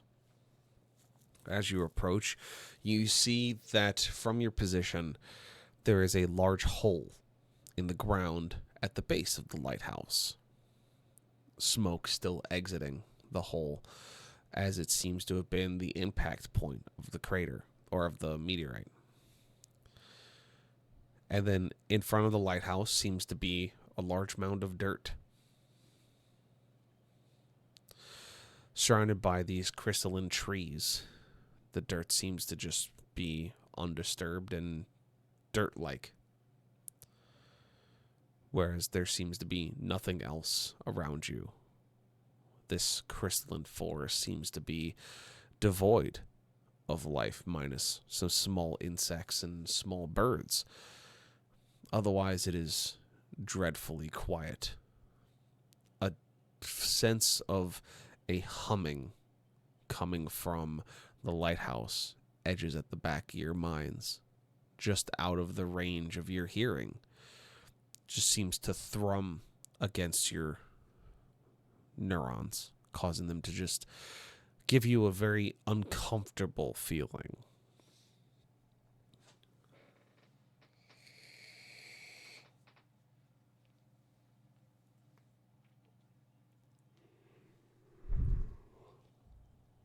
Is the hole empty? From what you can see, yes, it is an empty hole that leads down. God damn it. Rexus, you bastard. Look, well, I'm thinking, yeah, we're gonna have to quote Eminem, we're gonna have a problem here because whatever made that a hole is gone, which means either A, someone took it out of the hole, or B, it got itself out of the hole. Oh, let me rephrase. It is not like a hole in a crater that you can see. It is like the meteorite made a tunnel going beneath the lighthouse. Okay, see. So like right. the entrance hole is empty, but like the Okay, crater's see. not empty. The I was object like- is more I'm likely like- still there. I'm like, oh god, this thing got itself out. It's definitely inside. Like, this is horrible. I'm mentally been preparing for. Oh, okay. See, but that changes things. Okay. Yeah, it did just get up, grow legs, and fucking walk away. Look, I'm not gonna lie. That would legitimately freak me out if like a meteor crashes, and then it literally walks out of the hole it just made on legs. 100% would freak me out. I mean, that's fair. But okay. So we can tell it's a tunnel, right? Or at least it appears to be. Yeah, there's a tunnel leading. Basically, so when you're looking at the lighthouse, you see that there is a mound of dirt in front, a very large mound of dirt, about 30, 40 yards from the lighthouse. Then at the lighthouse, you have a hole in the ground that's probably about 12 feet across that goes down at a 40-degree angle underneath the lighthouse. All right. Underground. Okay. I'm just trying to. Create is going to Lighthouse go. are going aground. Yeah, he's looking at both Okros and Nez. We're not going in there. We are not going in there if it could be helped. Because that, he points at it, that is where we don't come out. And he's going to keep making his way over to the lighthouse. Or the main building of the lighthouse. Yeah, by the way, Okro's exactly what I was thinking. That's basically what I look like. Like, oh no. It got up and walked away. No! Ew.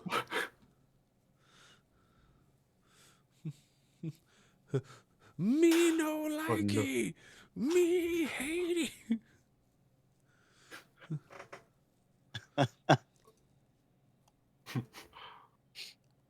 Pretty much. It was at this moment that he knew. He fucked up.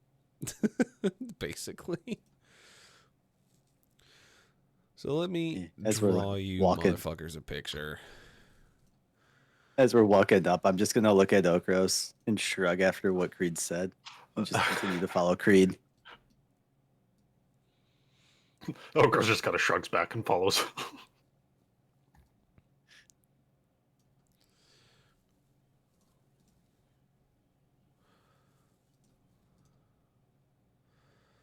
What, you guys want to go in the hole? Want to? No. Will we probably have to? Yeah. I'm 100%. He's going to do everything he can to avoid going in there. I could have probably figured that, but my character's curiosity is just like, okay, Dad, fine, we won't go in the hole. Gary's just going to turn around to both of you guys. It's like, bloody hell!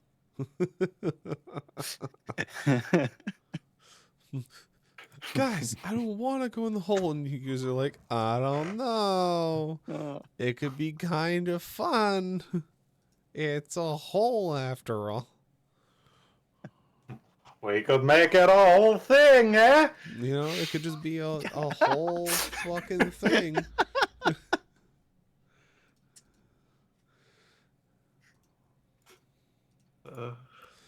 You know, it just could be like a whole thing we could do, you know? It could just be a thing that happens for reasons.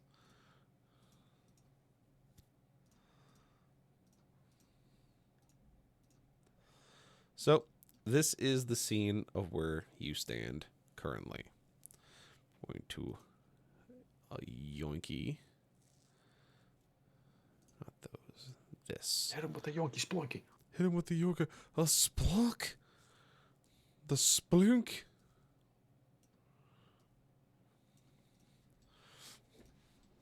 This is what you're seeing. So, you have basically between you and the lighthouse, which is actually a little big. Bring it down. There we go. Yet, and then essentially what you're looking at is there is a hole in front of the lighthouse, and between you and the lighthouse is a large mound of dirt.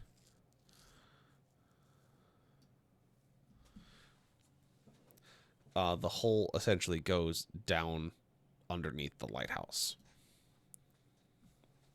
And that's what you're looking at currently.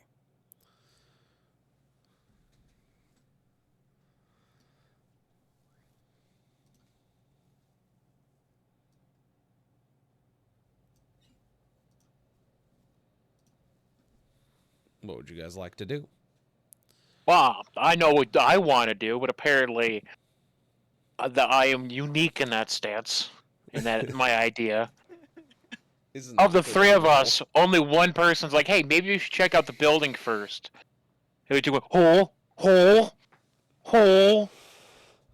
Hole. Us. I was gonna say, I love how someone like wrote down my thoughts on the mound of dirt without me saying anything to anyone. I just want to say that.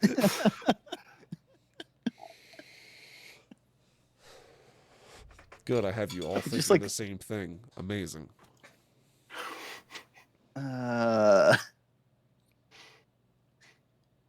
Yeah, I find the mound of dirt more sus than the hole, to be honest. Yup.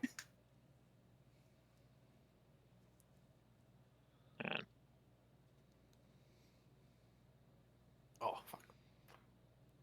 I am good with going in the building though, because if at least there is an exit point that does actually make a valid point of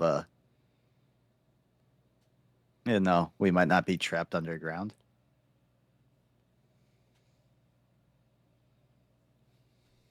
And I'm doing something right. Give me a second. He's doing some braining. No, I'm shit posting. I'm not gonna lie. I'm not even gonna lie.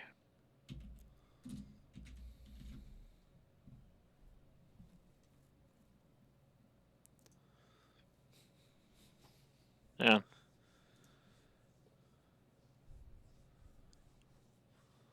All right.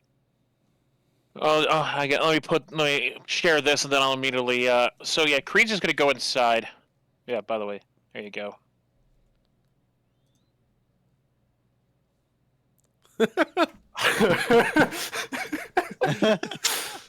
I love it.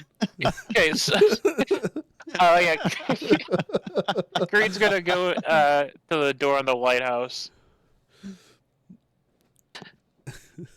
God, I need to start putting these as like out of context moments from D&D. God. Just these fucking of just out of context. See, the wonderful part about memes is you don't need a whole lot of words. Like, I don't have to explain this. You already know what these two idiots want to do. They're like, oh, there's a hole! We gotta go into it! No! No! Yep. I could only imagine the argument that Jen would be making for Aura right now to go into the hole. Yep. Yeah. And I'm like, I have What you argument? two She'd who are at wild least shape and willing. vanish into it. Yeah, the two of you are willing to listen to me. Like, let's check out the building. If there's stuff that's already fucky-wucky with the building, we know that there's something going on in the hole. If everything is fine in the building, and it's just coming out of the actual lighthouse, the tower itself, there's a problem, which we can go in afterwards. But, we need to check out the building first.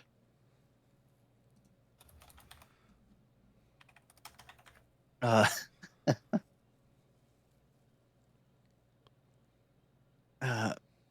gonna follow, but like my character being sussy of the dirt is gonna like mound the dirt. It's gonna like walk around. All right.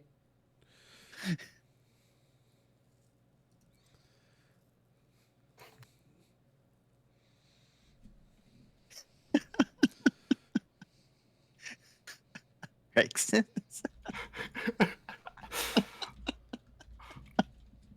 Okay. Dad. Okay, Dad. All right. Okay. No, it's. Now I'm legitimately worried that Creed is just gonna turn around. The two of you are just gonna be gone.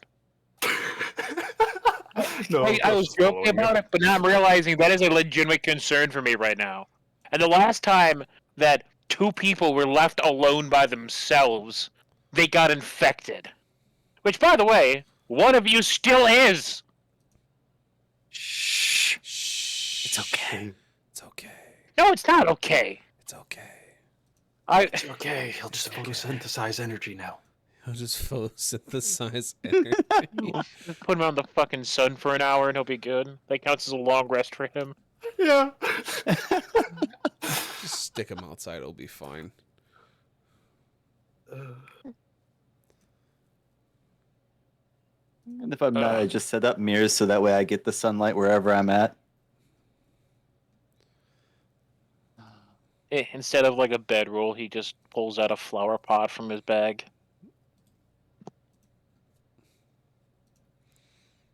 Yeah. That scans. Yeah, so that Creed's just gonna head inside the lighthouse.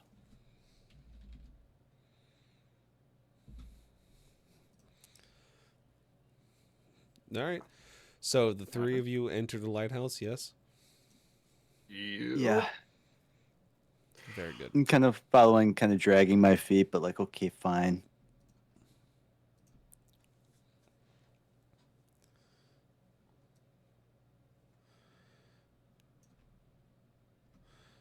I don't wanna. Why you gotta Twice. make me?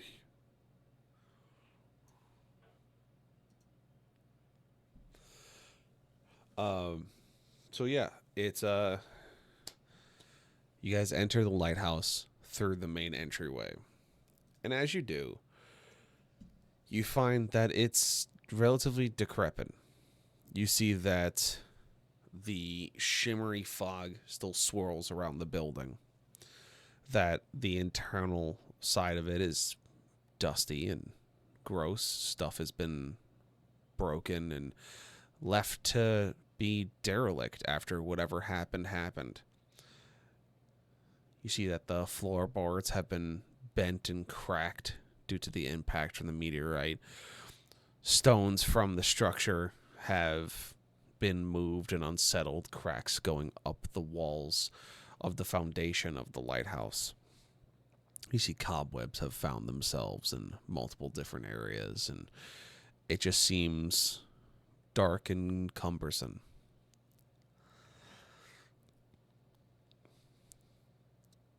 But you see that someone must have lived here at some point. Pots and pans sit upon a stove that hasn't been turned on in many months. Old food has gone to waste. Old clothes sit in dressers, and a bed covered in dust with a mattress that could have been replaced before it was derelict now looks worse for wear. Old long coats and range slickers on the wall with hats of different types and sizes for different weathers and such. Toolboxes and things lay on this ground floor. And you look up, you can see there are 3 of the floors above you with a hole in the center with a structure post that goes from the top of the lighthouse to the bottom.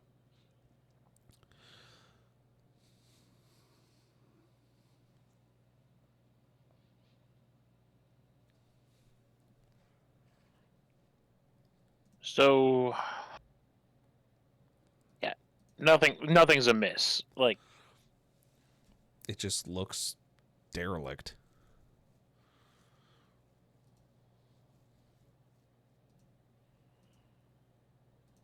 Creative's just gonna turn to the other two. That's all I wanted to do. How, despite what I really don't want to bloody do, I guess we're going in the hole.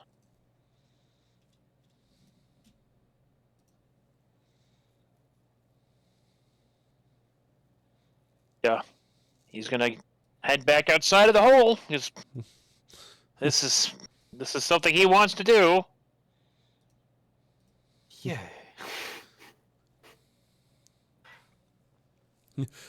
Yeah. I just like feel how like defeated Creed is with it not being in the lighthouse. Going, damn it! Sad boy hours. Besides the swirly colors, yes, you don't find anything in the lighthouse that can point towards the object you're looking for. It just seems like a lighthouse that just has been abandoned. You can see that the vapors do leak up from the floorboards, as whatever is emanating it must be in the hole. And so as you all step outside, as Nez and Okro salivate at the idea of going down into the hole, you see that mound of dirt.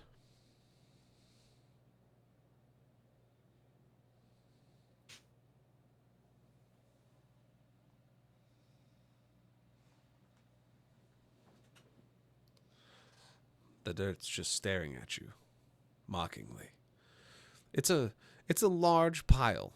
It's about 30 feet across, possibly 15 feet high, and is well stacked for a mound of dirt. One of the best stacked you've ever seen. It's exquisite and out of place.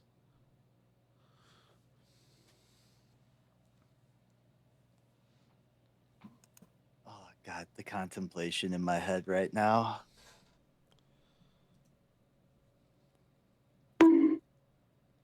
Just No. like, yeah. No. Do not. Fireball. I mean, Sounds like my ex-wife. Shut up, Seth. Oh no. Well, stacked it out of place. Damn.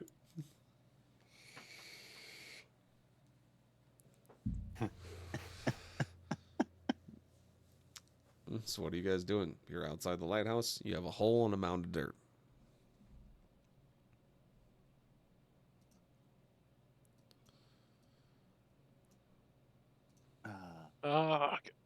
What I wish is, I wish we had glow sticks. Ah, yes. Like, honestly, they're entirely out of character. I wish that we had glow sticks. Because I would love to be able to throw down and figure out how far down we're looking. Oh, we're looking right now. well, we could at least light a torch and drop it. No. I have an IRL question for you, Mr. DM. Uh-huh. How long after it exits your body is blood considered alive?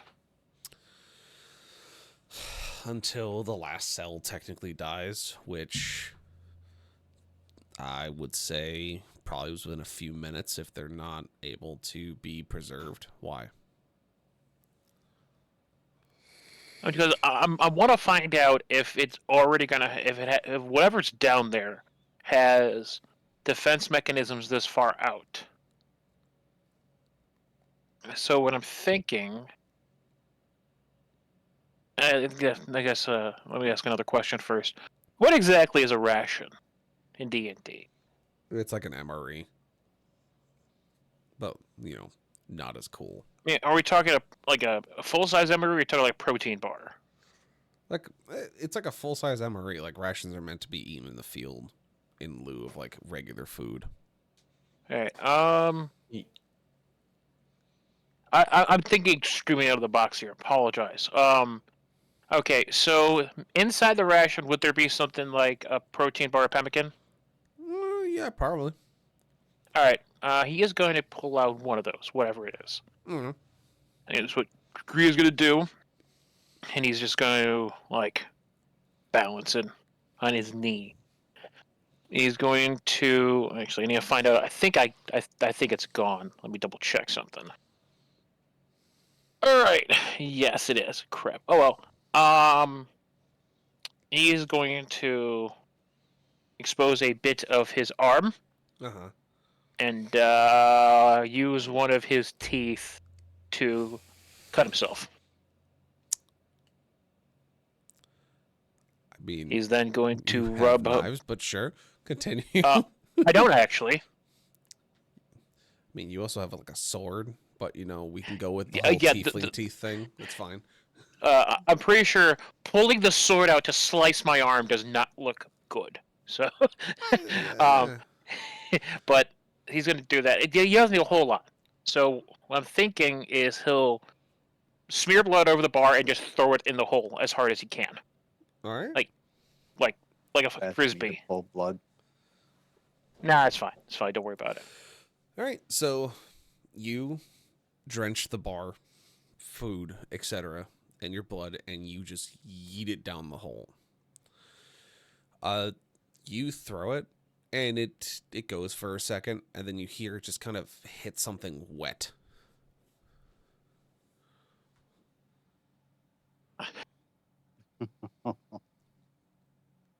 Not sure if you heard. That's why I don't want to go down there. Something is in there. And you idiots want to go in there. But Want to? More like probably have to.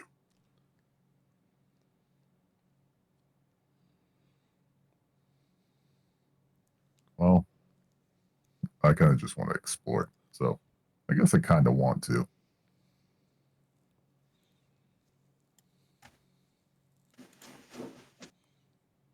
Well, Pitter-patter.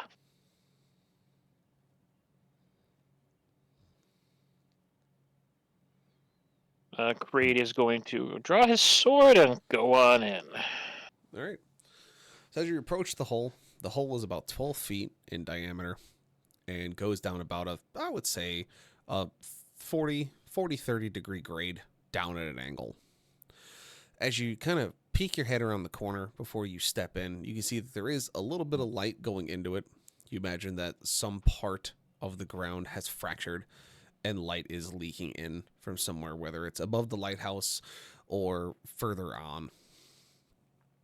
You see that there is some kind of spherical cavern or just room at the bottom made by this meteorite. And you step into the hole. Can I do one thing though before we go in the hole? What's that? I would like to do like a stake at the top and like put a rope just because it is a degreed angle. Like at least so we have something to hold on to while we go down. Smart. Yes, you would do that. Very good. So No, just go straight in. No questions asked. Creed just goes, fucking, you guys want to go in the hole so bad? I'm going. I'm gone. I'm in the hole. Yeah. I'm out of here. I'm just like, man, I guess we did convince him to go on in. Just gotta do this. Creed, you get a few feet down the hole, and with your dark vision, you see something move about the dim light of the hole.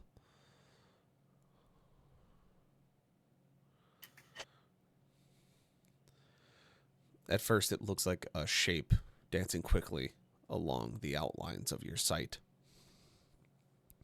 But down towards the base of the hole that you're using to climb down, you seem to see a set of eyes looking back at you. Nope.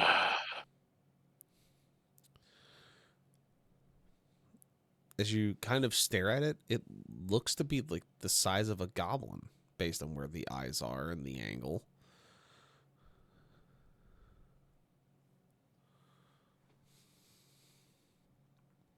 We're not alone.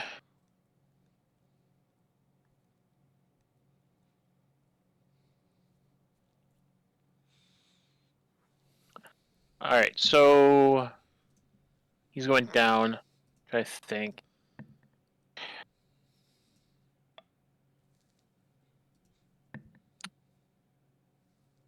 I'm trying to think of something clever to do here because I'm pretty sure this is the thing's about to try and kill me. I know it'd be hilarious to do what I'm not going to do, which would be like to throw a ration at it. But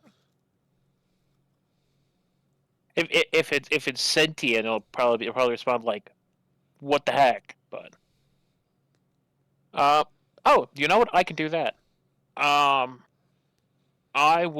Could I guess perform divine sense, Mm-hmm.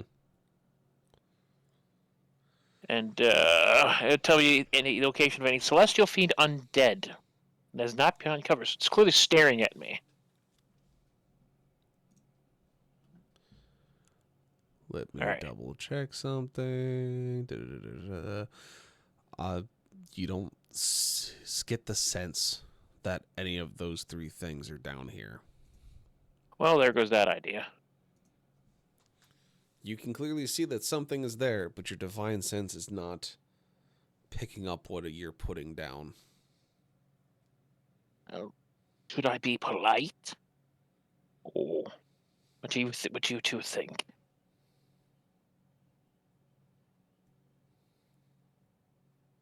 Oh, it is nice that it isn't attacking us, at least not yet.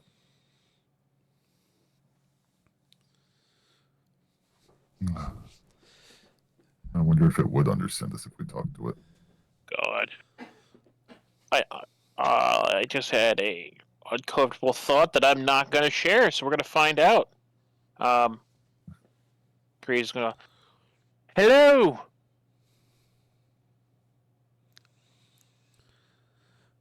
You hear your hello echo through the hole and through the cavern. There's no response.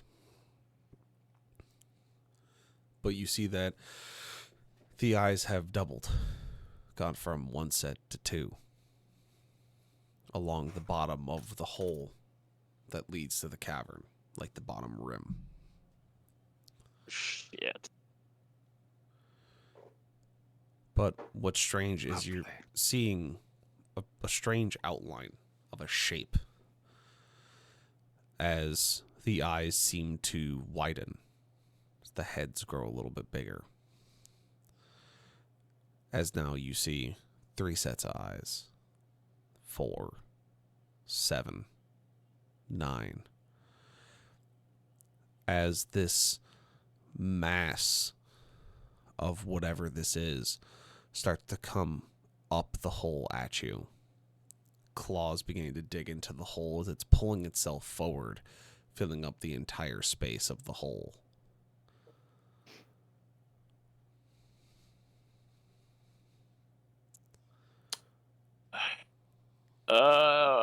About how far away is it? It's coming up from the bottom, so you guys got about 15 feet between you and it, and then 15 feet to the exit.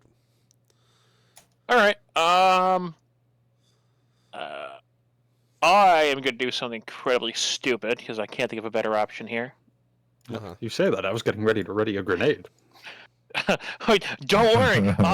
So I'm not sure if you understand quite how blinding light is in darkness. So I'm just going to go ahead and I'm going to order it to back up and cast a guiding bolt at it. All right. Roll the hit guiding bolt. Oh, no. 18. So you hit it as you hear it screech as the light lights up the tunnel. The two of you able to shield your eyes as Creed cast this.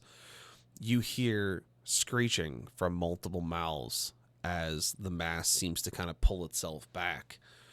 Nez reminds you that you guys have a rope to pull you back up to the entrance of the hole, away from the gnashing of teeth and eyes that are starting to crawl back up the hole towards you. I'm using it. I'm going to forget it.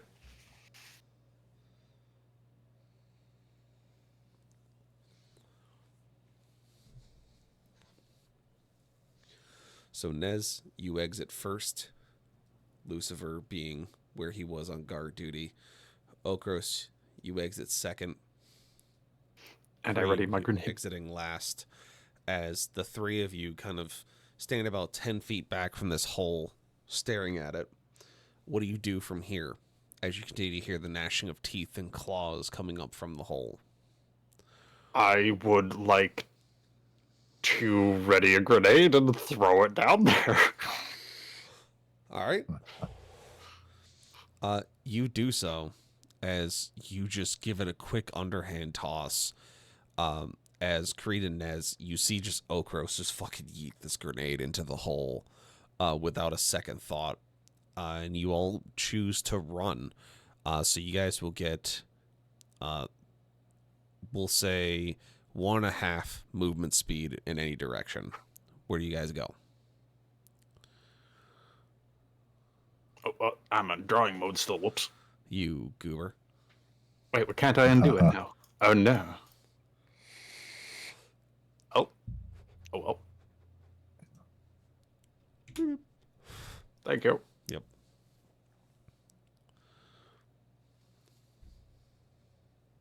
Said movement and a half? Yep.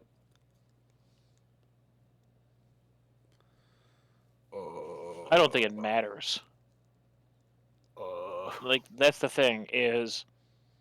out of character thoughts here. Uh-huh. I don't think it matters how far away we run. If we run away from this thing, our only real option is back towards the town. It's more of running away from the grenade. Yeah. We threw Yeah. it in the hole, so Do you remember who made those grenades? yeah, but As it went into the hole. Right. And where's the stuff in the hole pointed at? towards us. What happens when you blow something up in a hole? Backblast. Yeah. In that case, Creed is going to go around. He's going to go into the lighthouse, the building, He's gonna run. That's a to good call. the building we can hide in. That's right next to the hole. Instead of running into an open field. Or you can hide behind the good mound of dirt you keep fucking walking away from. It's fine.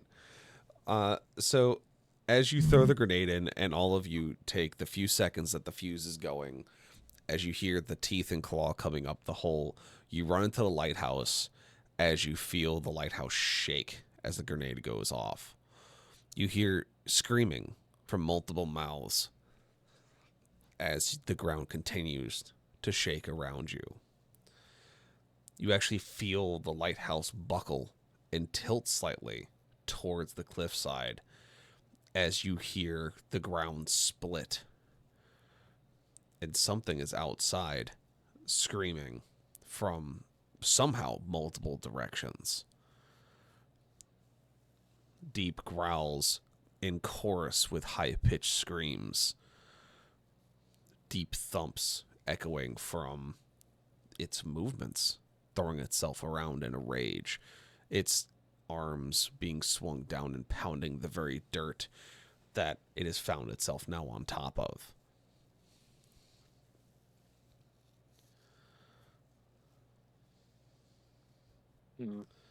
Do you dare to look out the window of the now slightly tilting lighthouse? Is there a second floor that we could Yes. go out of? Second floor you can go out of? No. Second floor you can go up to? Yes. How high up is the roof of the building, not the lighthouse itself? Of the building, that's about 20-foot roof. The lighthouse itself is about 50. How long would it take me to get upstairs onto the roof? On the roof of the living quarters? Yes. I don't know. A few seconds. Going full speed. I want to go onto the roof. Yeah, that's easy enough. You do that. I promise there's a reason for this. All right, I'm listening. So, based off of where it's yelling, could I guesstimate where it is? Yes, it is near the mound of dirt. All right, let me do a quick measurement here. All right, so probably like right here. Yeah, All generalized. right, perfect. This is either gonna be really cool or really stupid. I'm gonna kill myself. Mm-hmm. So, first of all, I apologize if you guys if I die here. So that's my bad. Yeah, Creed's not gonna stop running. You're just gonna jump off the roof? Yes. Okay. So, Sword out, blade down. all right. So this is what you see, Creed. Okros and Nez, you two see Creed sprint for the stairs that lead to the roof of the 2-story building you're in that attaches to the lighthouse to the south. I then look out the window. You look out the window as you see him fucking bolt. You look out the window and you see large legs. Legs that seem to be fused together of multiple legs. The indents of faces in the legs. Whatever this thing is, it's big and it is a fucking mess. Creed, as you make it to the roof, you don't even have a second thought and you jump at this creature as you realize it stands taller than the house you're currently sitting in. As you are face down with a troll amalgam.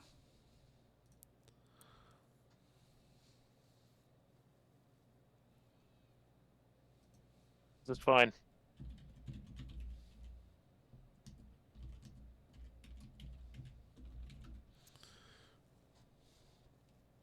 All right, Yeah, I'm making sure that 20 feet or more. All right, so he is actually that. There we go. I want to make sure I sized him correctly. So you leap with all of your strength behind you as you see that it is a pretty wide target for you to land into. You see that this thing is a mess of eyes and teeth and mouths and faces and heads and bodies all fused together into just one continually shifting form. As you land on it and you drive your sword in, roll to hit, please. All right. Moment of truth. 16. That is a hit.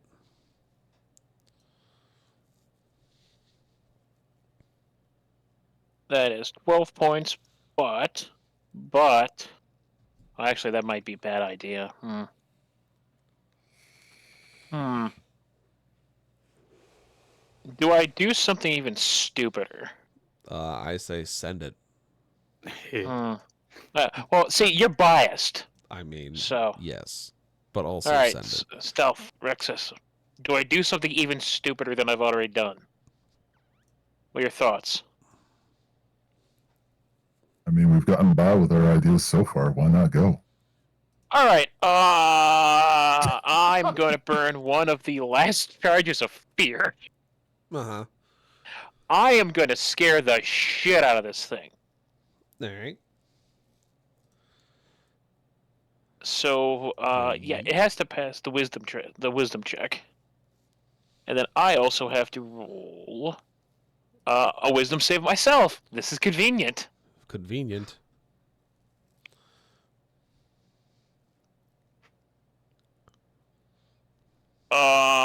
No, I'm gonna be doing pretty. I'm gonna be suffering with him. So, Well, he passed it with a 21. oh, so Oh. well, now I guess here's the question. Then, do I still suffer his worst nightmare? If he You doesn't. can roll a fate, or you got some fates you can burn a little bit. Little What did he roll? none your business. Oh shit! No. I guess I started this mess. I can only imagine what this thing's worst nightmare is. All But right. it's been stabbed. It's been stabbed. It has been stabbed. That is the full 6 points of psionic damage. Oof. Big fucking oof. So now I'm experiencing this thing's worst nightmares. Apparently, I'm still stuck to it by my blade. So you are stuck to it as you begin to have these visions of something coming down from the sky, landing as a voice echoes and tells you to be not afraid, as you feel the heat from its touch as your body begins to shift. That everything you touch simply just gets absorbed into your mass, constantly hungry, constantly writhing, constantly in agony. You're living its life currently. Its worst fear made manifest. oh, shit. So everything it touches gets absorbed, huh? Well, everything in its mind does. Okay, I was like, well, let me pull up another character sheet. You do see the flesh shift underneath your blade as mouths and eyes open and close in front of you, trying to either bite you or to look at you.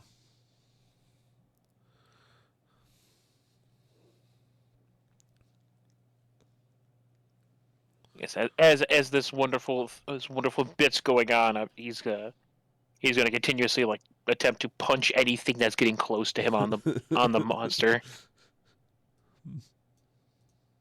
Just holding one hand on the sword and the other swinging. More or less, yeah. I'm swinging. So at this point, I asked you guys the same question I usually ask you: is how do you want to do initiative? Do you want to do teams? So you guys versus the amalgam.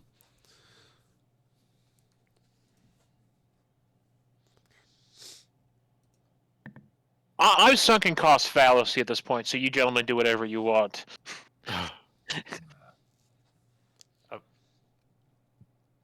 Fair. I mean, sure. I guess I'm down for team initiative. All right. Yeah. So then I just need you guys to roll up your initiatives. Do the thing. Make it happen. Really? Plus, Really? I couldn't have got that when I stabbed. I got a nat 20 for initiative. oh dang! I got a 13. I got a 6. Oh my god, everything's all of a sudden just rolling out of nowhere. What's going on with the... I love the Charlie Brown vibe there. Yeah, I got a candy bar. I got raisinets. I got a rock. Yeah. I mean, you guys could use a fate to redo. You have 13 fates for this campaign right now. And you just got another one because of Creed. They're rolling that nat 20. True. So you got 14 to burn if you want to do that. And then don't forget what you can do with them currently is to use them to give you emphasis or an advantage.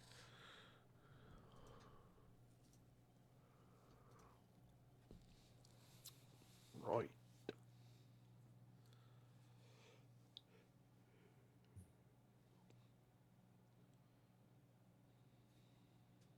With that low initiative, I feel like I should do one. If you guys are good with it. No, by all means. Yeah.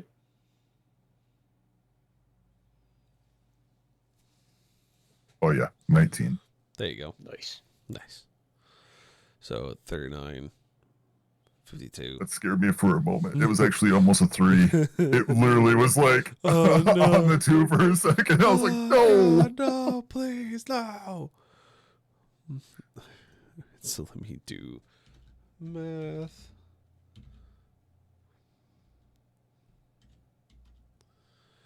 Yep. So you guys will be going before the amalgam by 1 point.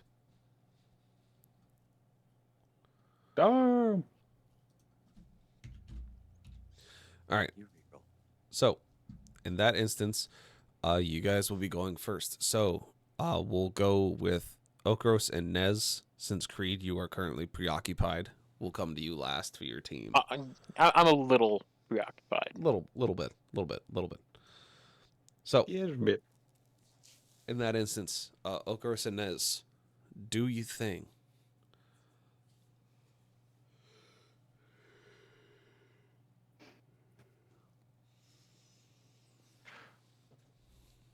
Well.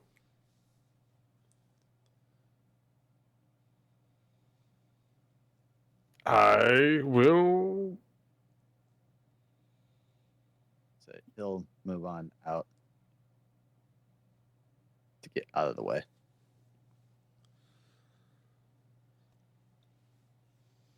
Hey, I'll use.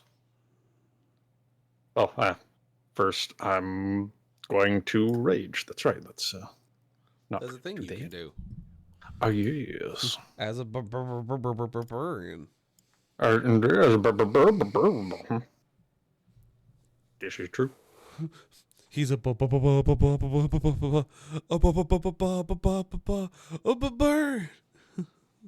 Yeah.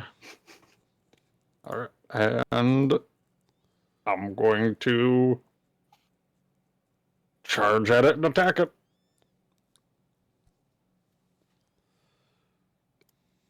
Alrighty.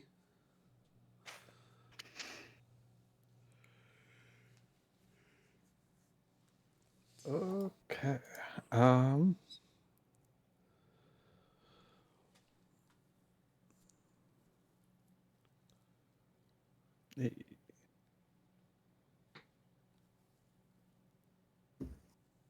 So, yeah, I don't have anything specific to do, so just normal attack then.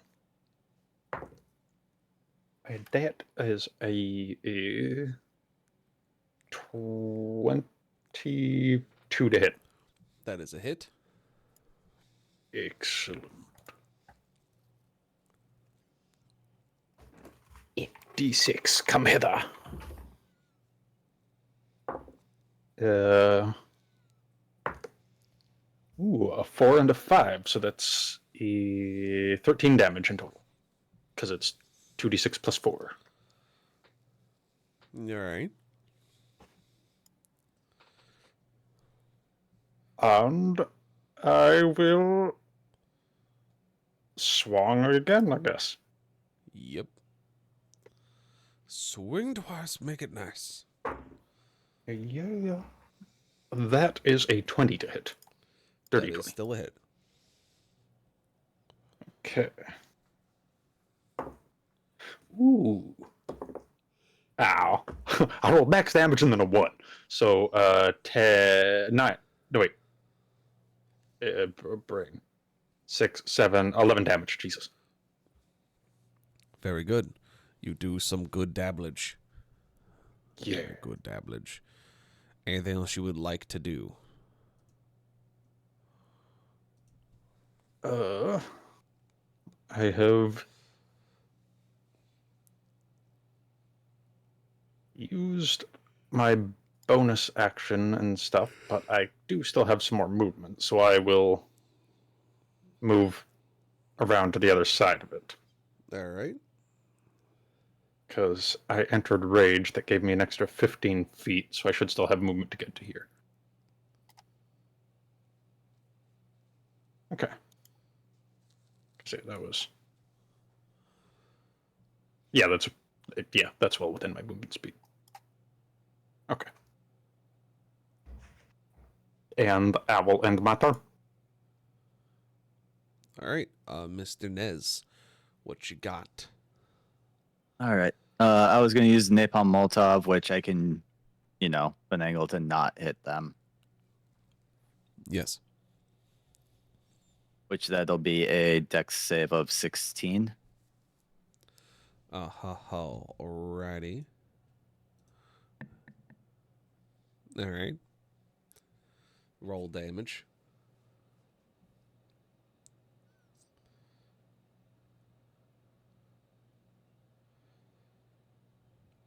$37.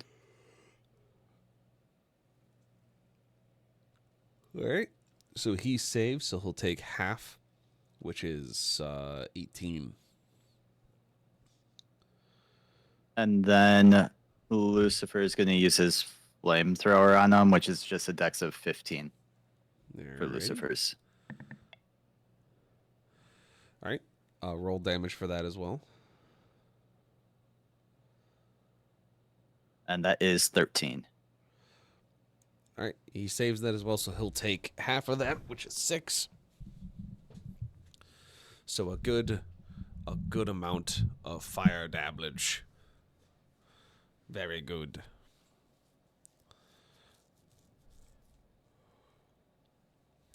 All right. I keep forgetting I have advantage on initiative rolls with this character. You silly pumpkin.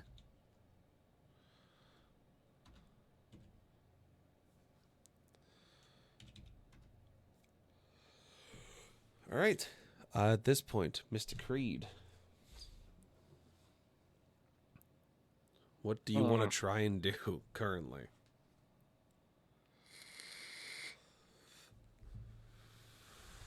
All right. So, yes, how far in is my blade?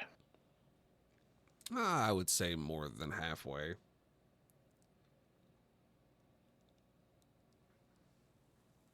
All right, then. I guess how solid is this thing's skin? It looks solid, but there is, the constant shifting of flesh.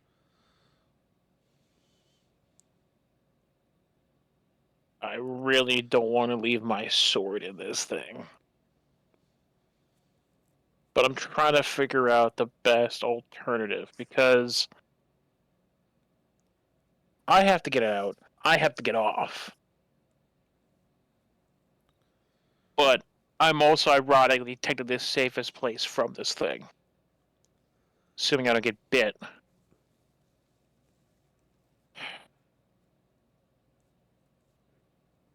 Hmm.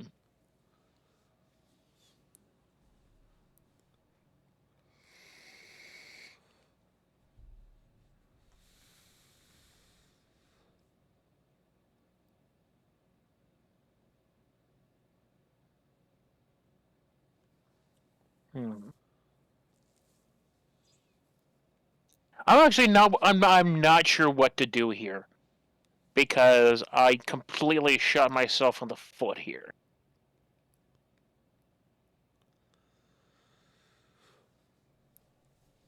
I mean, you can try and attack. I mean, you also got something recently that you can try and use. Yeah, actually. How do I do the pulse thingamabobber? You basically just have to read the passage from the book. Well, probably should have done that when I had the book out. I think this is probably not the best time to try to read. All right. Okay, so if that's the lighthouse, where's the cliff edge? About 60 feet past.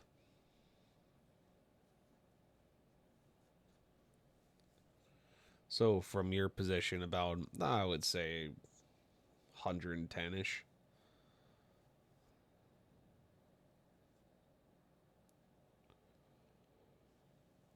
All right.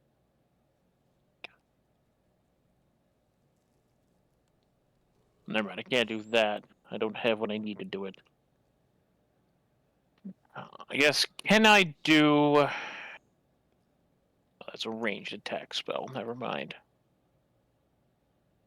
Can I do a guided bolt for point blank range? I mean, you can. It's not going to go well for me. Yeah, you never know. I'm literally firing napalm at point blank range. I mean, yes. That is something you are doing.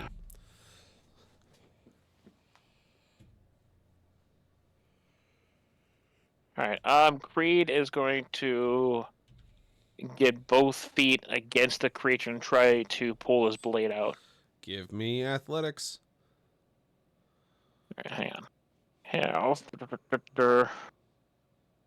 Alright, I got it. I got advantage. Plus, and I also got a. Okay, 19's fine actually. I'm fine with that. That is a hit at point blank with your guiding bolt. No, he's trying to pull the blade out. Oh, that you're doing your athletics. That's right. Yeah. All right. That should be good. Yep. You're able to push yourself up and off the monster. Also, where did I hit it? In the flesh. Yeah, no. You're really not gonna get a good description with a troll amalgam. I would say like it's upper back. Well, I'm gonna continue on with my stupid ideas. Uh-huh. Well, no, because getting the sword out would be my action, so I technically can't do anything else.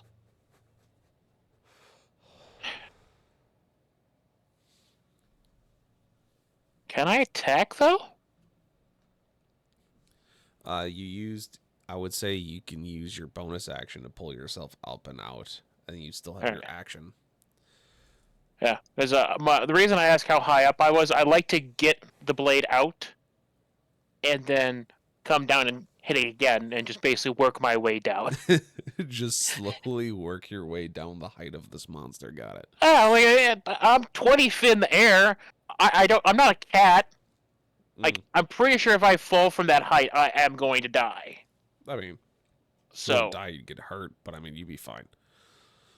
Be fine. I have hooves. Yeah. That's a lot of weight to come down on 2 hooves. Fucking tuck and roll, nerd. I'm also wearing full plate armor. I don't think you can tuck and roll with heavy armor on. Skill issue. Actually, yes, it is. It is a 100% a skill issue. It's also a factor of weight. Alright, so can I try to stab this thing on my way down? Sure. Alright, here we go, boys. Dirty 20. Yeah, that's a stab. That's a good stab. Do you want to try and use your second attack to work your way down some more? Yes, I do. Roll me athletics, please. Big After you roll brain the strats damage. here. Roll So, me damage first for your hit sword. is 12. The Alright. second hit is going... Oh, come on. That's a 10. It went from 18 to 10 to 4. Well, So that's your athletics to get your sword out to do your second one. Ah. All right. So you have fates. You can use them. This is true. No, I'm not gonna. I'm not. I'm trying to You're gonna save take it it? for. Yeah, I'll just take it. All right. So you go to pull a sword, and it comes out a little bit. You'll have disadvantage on your next swing, just because your momentum is off. All right. All right. That would have been a 21 and a 9. So So you do not pierce the troll amalgam as you fall, and so at this point you fall basically. So between your 2 attacks, you'd go down probably about 6 feet, about your height, due to pulling out the sword and then putting it back in. So you only fall about 15 feet, which is only 2d6 of bludgeoning. So you take 9 when you hit the ground.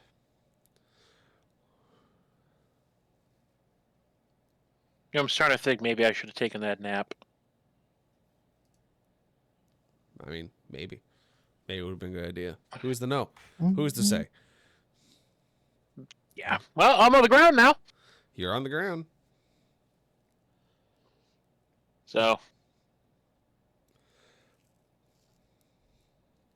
I right. got nothing else. So at that point, the troll amalgam's turn.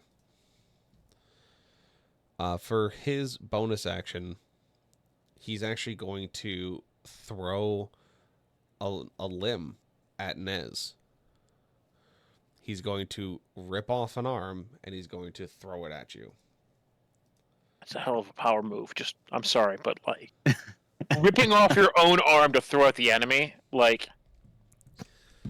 That's so it's a 14 in total, but he also rolled a nat 1. So give me a second. I need to get my other random book of tables. You're back. Wait, 14 in total. They rolled an at one. This motherfucker has a Nat one. plus 13 hit modifier? Welcome to CR17, motherfucker.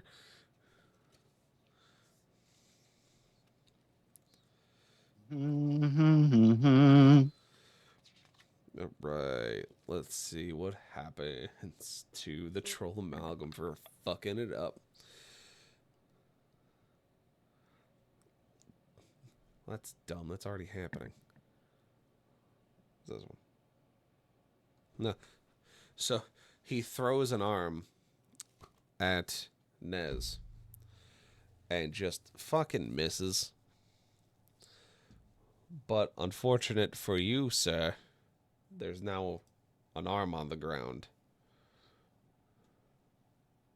We'll use this.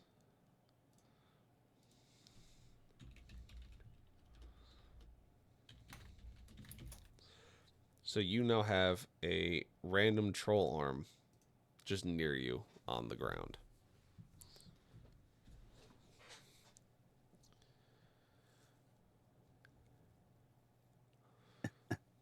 Yeah. So that's its bonus action. And then its regular action is that it's going to regain some hitty points, and then it's going to punch Okros. That's rude. It is, but he's a I mean, troll. I just stabbed it like twice, so I can't really say much. But you know, He got a 22 on the first one. Ow. Big ouch. His second is an 18. Yeah. The third is going to go into Creed with a 23. yeah, that's it's gonna hurt. Oh no, actually, my AC is 24, so Well, aren't you lucky?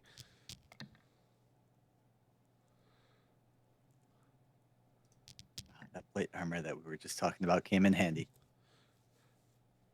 So, Mr. Okros, 45 slashing dablage.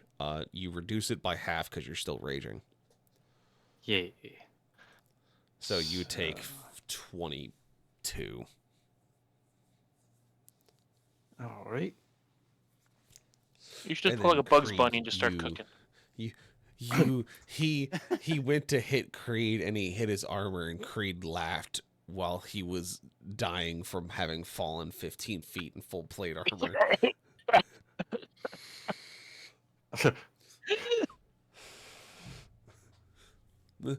Get fucked as he's just like getting wailed on loser. by a troll.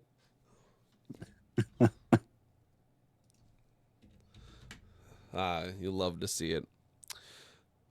And then, yeah, that's basically all the trolls got. So back to you guys, Mr. Nez. You have a troll arm near you, sir.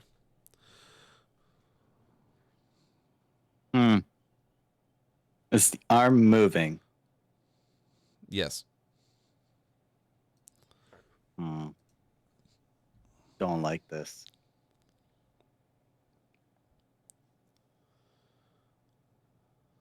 Ah, boy. I'm gonna guess that arm can move and grab me still. Possibly.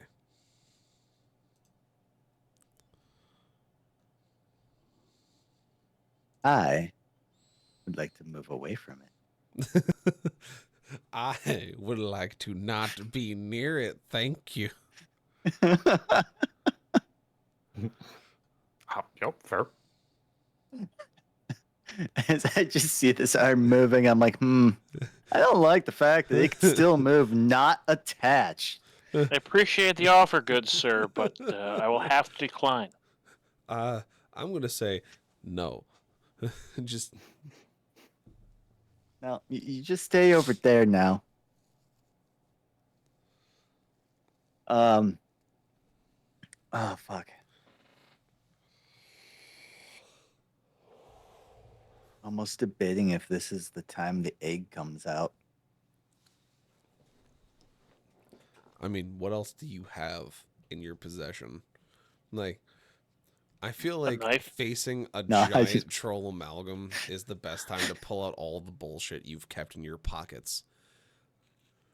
No, like I was just like, the egg is the thing I've been holding on to for something. And I'm not even sure what it's gonna do still 100%.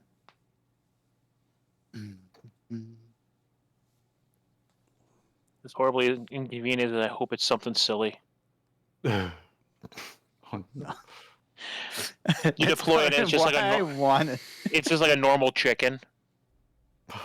The whole time, it's just like Minecraft where you throw the egg down and the chicken comes out. It's not unuseful. It's just a chicken. Like, well, it did something. Would you like to inspect the egg? Yeah, I want to inspect the large egg.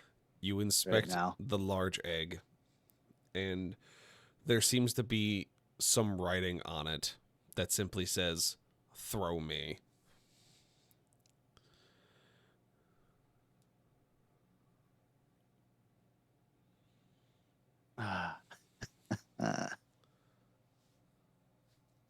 Boy.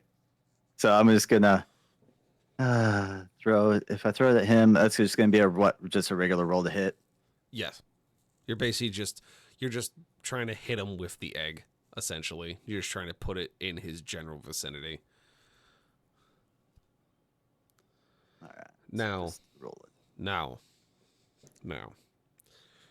you could simply throw it and hope for the best, or you could burn a fate point for an emphasis roll and try to throw it into one of its many mouths.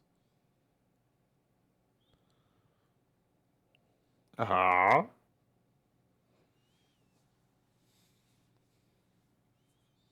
Burn a fate and throw it into one of its many mouths.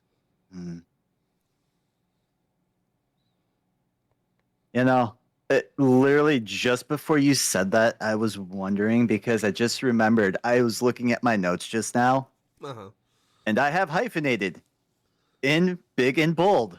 Do not eat.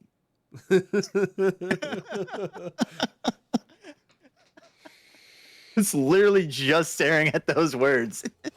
Hmm.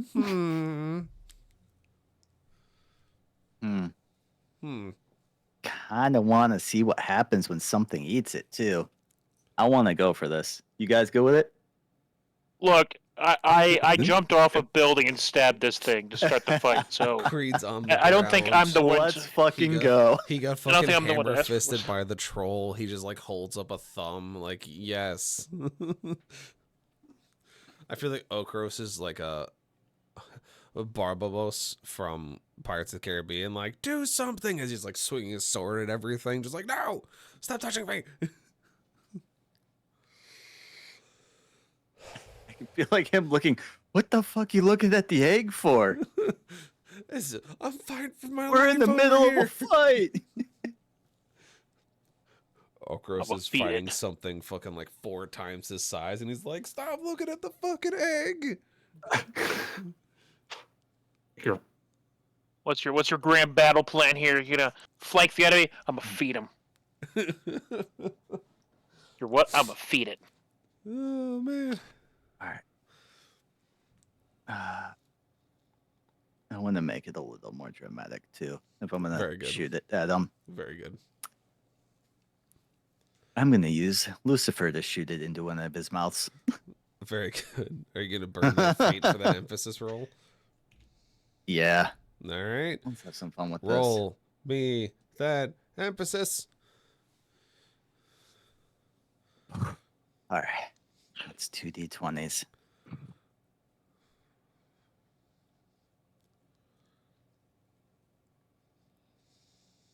I definitely want a fate on that. That's Mhm. horrible. All right. Roll it again.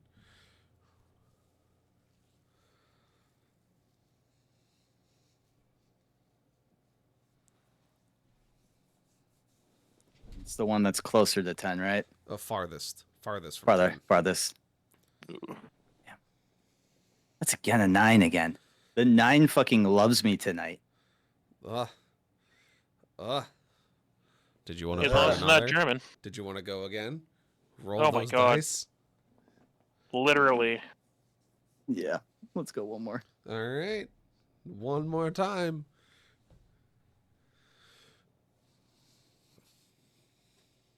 Nat 20. There you go. What's That's the other farther one? from 10. What's the other 8. one? All right. Good. You it's know, like if you it- rolled a 20 to 1, then we're that's the have some farthest away for the decisions. fucking. I was gonna say, that's why I got hyped about the 20. I'm like, that is the farthest. We're gonna have some decisions to make if the other one's also the same distance. Oh man. You know, that would have been my luck right there, actually. Like, So no, fuck you. with 3 fate points burned and a epic success in your I'm emphasis sorry, roll. I gotta interrupt. This better be fucking good. If this egg does nothing, I'm gonna be very pissed. I'm just gonna throw it out there. Like, here's I'm gonna be 3 extremely points. pissed. It goes up there, the monster eats it, it does nothing at all. I am gonna be so upset. Like, if this entire time you were supposed to crack it open and it made like the birthday horn sound and confetti came out, and that's all this did, I am gonna be unbelievably livid. I'm sorry for interrupting you. I have to clarify Can't that. argue really anymore though. Like I'm gonna be so pissed. I rolled so many. All and this I hype, moved Lucifer you burned all those points, just to and fucking do it. nothing happens. Like, this better be fucking good. All right. And I'm more worried because of how much you just made him laugh. So you launch the egg. You put all of your heart and soul into it. You see your opening. You believe that when you're against the wall, against a constantly shifting amalgam of troll pieces, that you just gotta put all your chips on the table and try your damnedest. And you do. You launch this egg, soaring over the hole and into the troll. And as it sees you launch this egg, one of its mouths open to roar as you just sink it right into its gullet. It seems confused at first, crunching the egg and swallowing it as it stands there, confused as something seems to pass over it. All of its eyes begin darting in different directions as it doesn't seem to quite understand what is happening.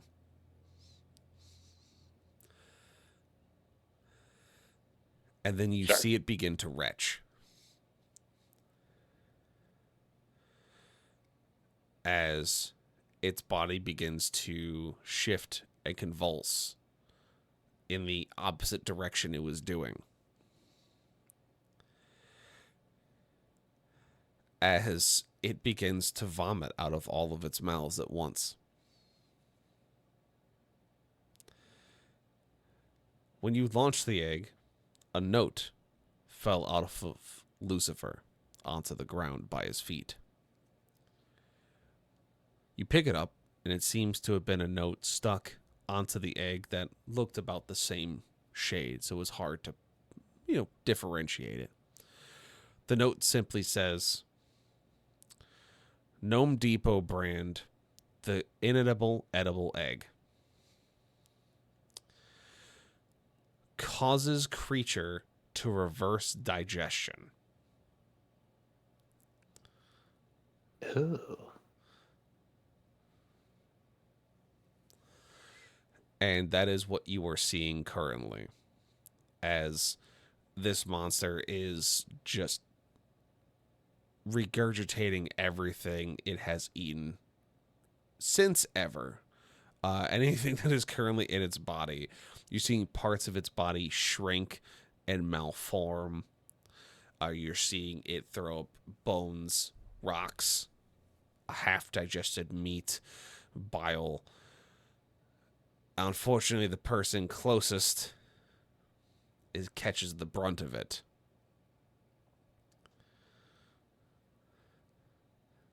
As Mr. Creed, you were kind of under it as this happens. Yeah. I didn't even have to look at Owlbear. I just fucking knew.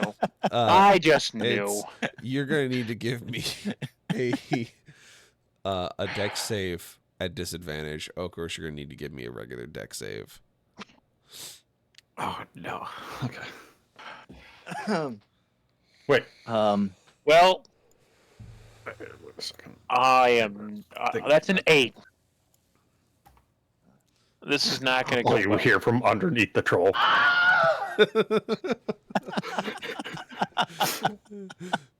You begin to pull yourself up as you start to see the mouths moving in a way that you're familiar with.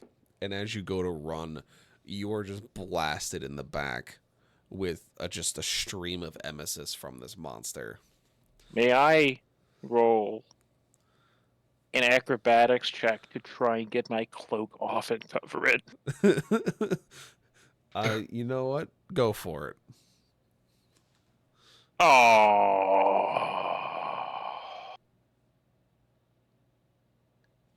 Oh, that's a 6. Do you want to burn a fate point to make it an emphasis, or just to re-roll it? I don't want my cloak covered in this. I really don't want to. I am going to be covered in this shit, and I really don't want the piece of clothing I'm most happy with. I don't want it to get covered in this garbage. So, do you want to reroll it, or do you want to burn a Go point for for reroll, or burn a point for emphasis? Oh, I don't know the best option here, I'll be honest.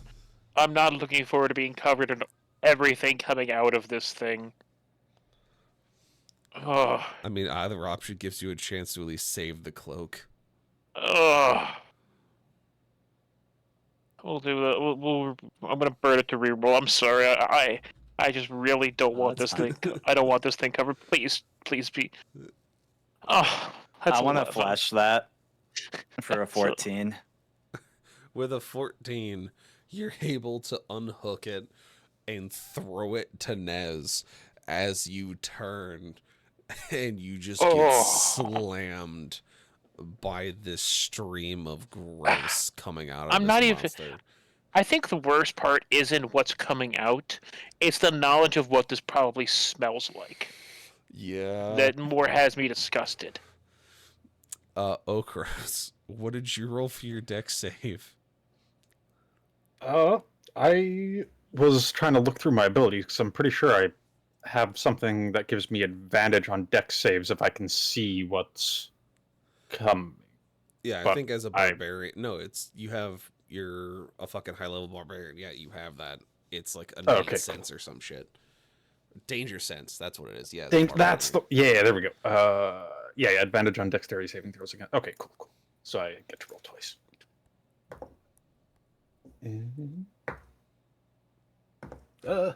Okay, that is what is my dex? That's only a 12. I guess we're at a second. There we go. So you see it, and being standing, you get a little bit more mobility in your adjustments to dodge. And you see the mound of dirt, and you make a choice. And you run for that mound of dirt as you start to see this garbage begin to leak out of the monster. You do get hit by some of it as you run, but a majority of it, thankfully, does miss you.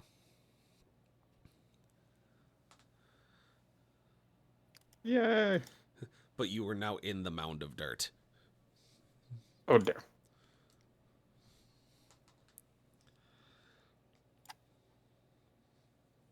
Oh, beautiful.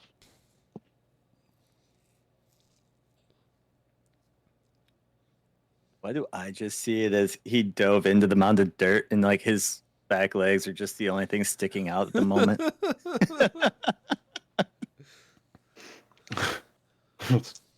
Lands in the frickin' pallets. It'll be better once he realizes what the mound of dirt is. Anyway.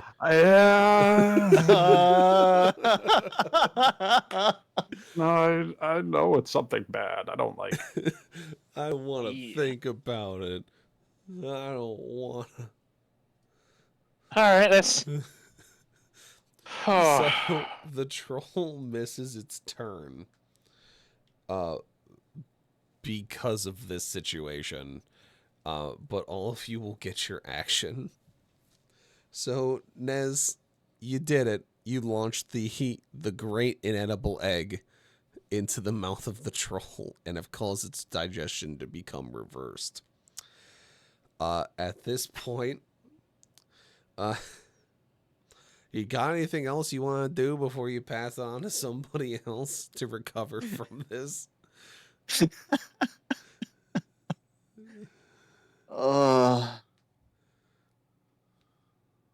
That would have been what, my action, right? Yeah. If it was to launch with Lucifer, it'd probably be your bonus action. Okay. So I would still have the action then? Yes. That's what I just want to clarify really quick. I wanted to do, I guess,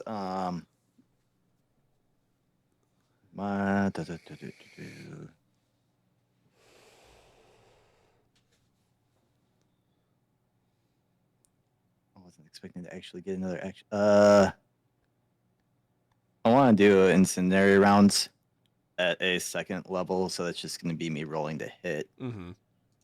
And because I am using my weapon for this, it gives me what? A bonus of where to go? It's my arcane firearm, so I gain 1d8 Mm-hmm. to the damage roll. First, you got to hit. Yep. Mm-hmm. Yeah. Yeah. I believe it's what, 3 I get, right? I haven't used this in a while. Yeah, 3 You rays. get 3 shots. Yep. 3 shots. And that's a natty one on that one. Oof. Oof. And that's a 26. The dichotomy of man. The duality. And a 14. The duality. So I'm guessing 1 only hits. yeah, 1 hits.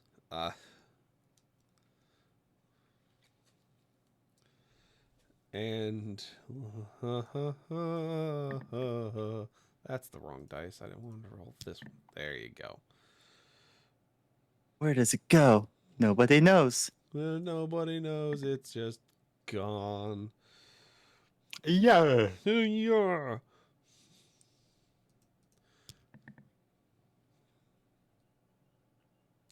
Yeah, it's just one of your shots basically just like fizzles out. Your daddy one just fizzles. The other one is a miss, and then your second one is a slam. So roll damage on your slam. That'll be 10 damage. Very good.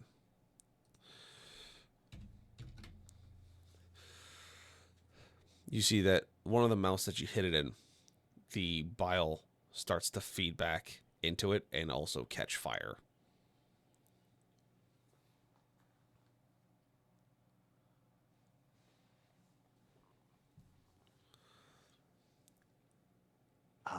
That's actually kind of what I was hoping for. Awesome. I was curious if that would happen. Yes. I wasn't going to say, like, I was 100% trying. I was just like, I'm just going to try and hit, see what happens from there. Yes. Who wants to go next, Creed or Okros? You're both kind of in a pile of shit. Well, Okros is in a pile of shit. I know.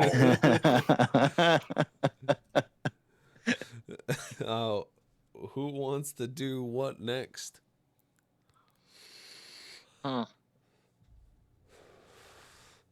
You do have access to your book now, though, Creed. I do. Oh, true. But I don't think he's going to be reading it. He should probably wash his hands before he does most things. Burn off the skin on your hands, more like it. But he is he's understandably very upset right now. Yes, of course. So I'm gonna go ahead and go with Thunderous Smite. Very good. To go with that anger. So yeah, it is cast out as a bonus action, and yeah, I get to do 2d6 against the thing when I hit for shock damage. So I'm gonna stab it again. Okay. That is a 23 to hit. That is a hint. All right, so there's 14 points of damage. Very good. And then that's an additional 8 points, so 22 points. Very good. He is going to loudly scream, "You bastard! You almost ruined my dog!" And then he's going to swing again for 13 to hit. That is not a hit. Yeah, he's just really upset. So. Of course. I mean, it's understandable. He's a little covered in stuff right now, so he's not doing very good. Yeah. All right. So. Mr. Okros. You pull yourself out of the mound of dirt to see the large troll amalgam lawn sprinkler Nez installed. What do you want to do about him?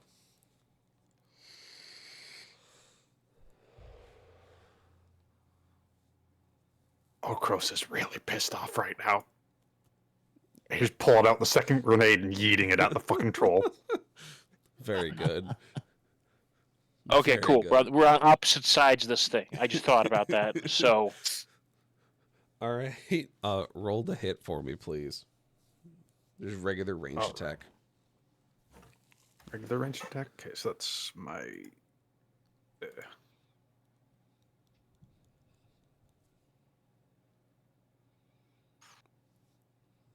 What would my... It'd be Just- your dex plus your proficiency. Dex plus proficiency. Oh, okay. And roll that, and... that is a 23. All right. So you just throw it at the troll and you see it hit it center mass and kind of start to drop as it detonates. Who had the damage for the grenade?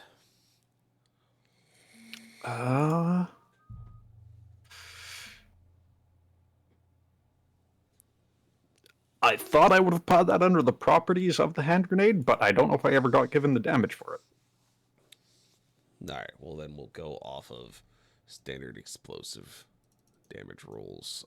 46. I was gonna say, I think you just said it was standard explosive, Yeah. if I remember right. Because I'm not that well versed in it yet, and I made it off of No fancy explosives yet. Like, 46 yeah, nothing- bludge, or technically slashing.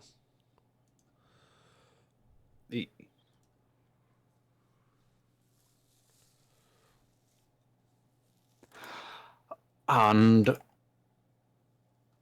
throwing that is my bonus action, so I still have stuff to do.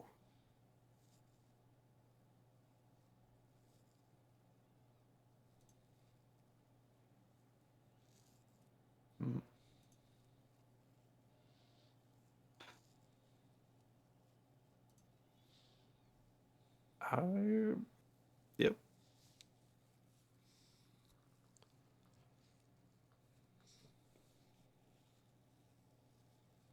That would have been my bonus action to throw it, right? Yep. Okay. I don't really want to get close to it, so I'm going to use my attacks to yeet my hand axes at it. Very good. A roll to hit.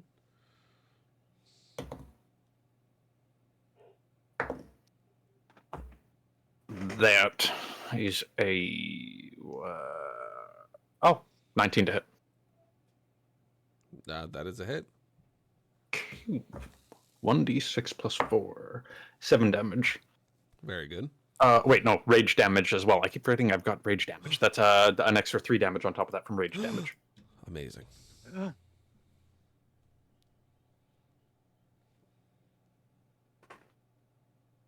And then what was that? So 12. Wait, for 14. Sorry, 14 to hit. Probably misses though. That is a miss. Yeah. Okay. Second hand axe just kind of flies wild. It hits it, but just doesn't do anything out of the ordinary.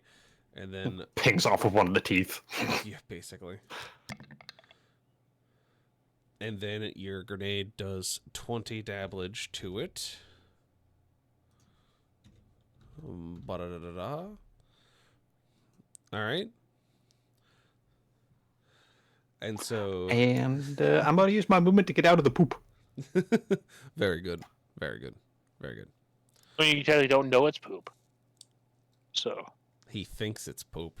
It could be Yeah. poop. Who's to say? The inkling of poop is there. Therefore, ugh. Yep.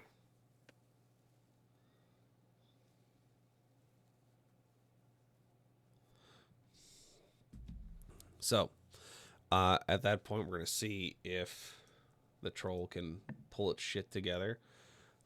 It does start to try and regain its constitution a little bit, but it's still definitely not doing too hot, especially since its insides are burning because of Nez.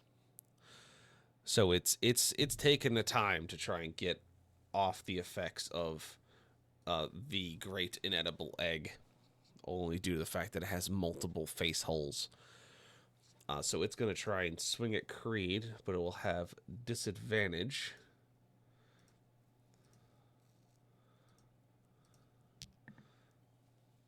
All right. It had a 23 on the first.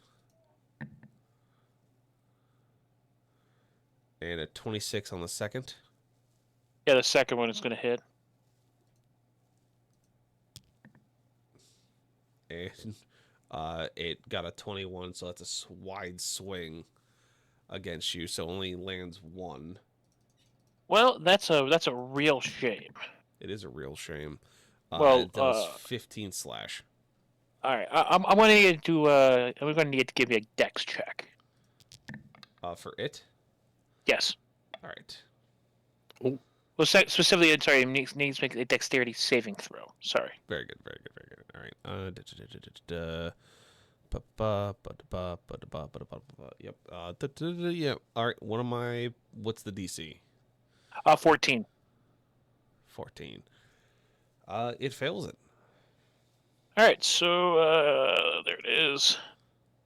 It's going to take a good old 12 points of fire damage. Very nice, very nice, very nice. And you said 17 points I took? Yes. 17 slash. Oh, whoa, whoop, whoop, whoa. Oh, yeah. I clicked the wrong thing. I put my current hit points at 17. Oof. No. Nope. Who? Made what's All called right. referred to as an oopsie.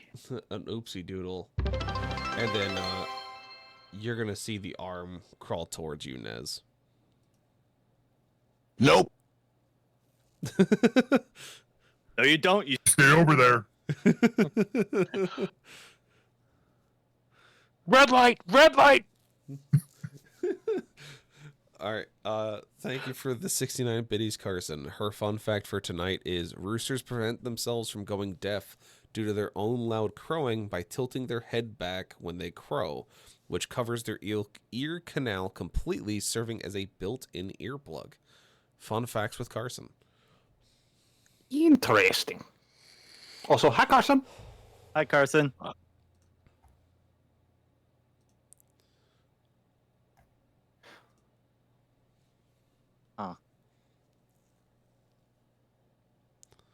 Yeah, fun fact everyone to read. All right, so I do that. Then you yell red light at the arm as it crawls towards you, and that's its turn. So at this point, it's up to you guys again. So who would like to go first in your turn order?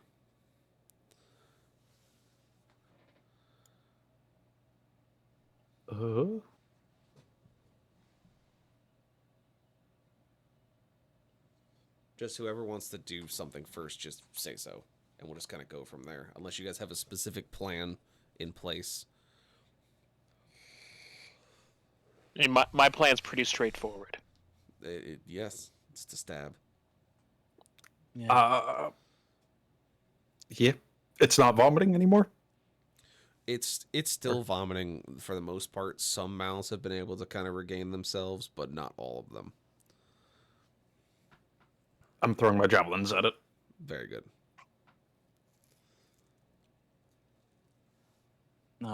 Since I still have that Creed's cloak, am I able to throw it in my bag without using any of my actions, or I mean, you can throw will it that behind cost me you an action? out of the way of danger for free, but stuffing it in your bag would take your bonus. Take my bonus.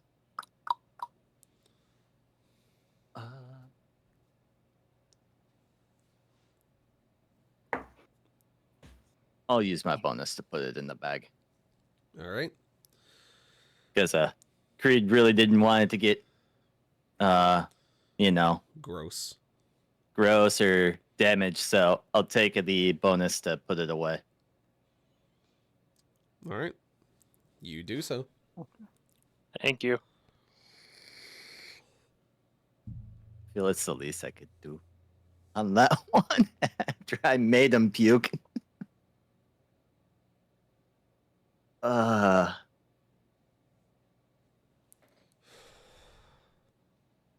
then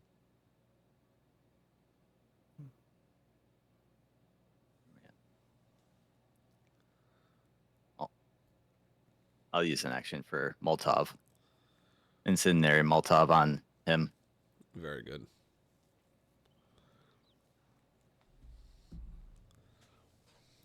So that'll be a Roll dex to of 16. dex save. That's right. Dex save.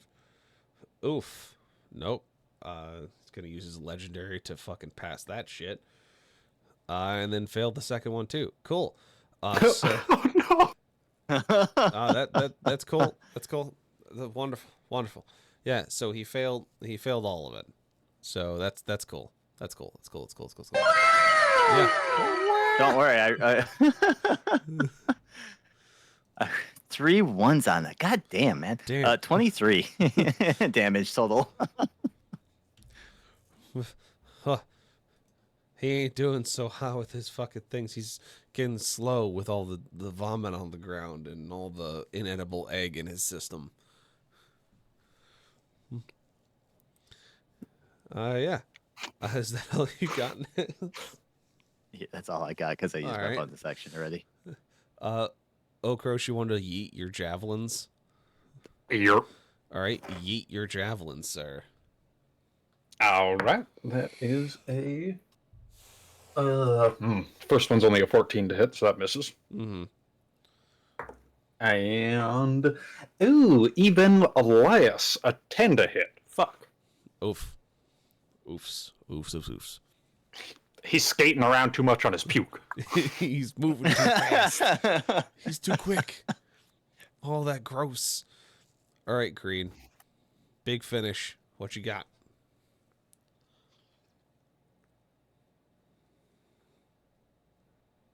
Testicular torsion!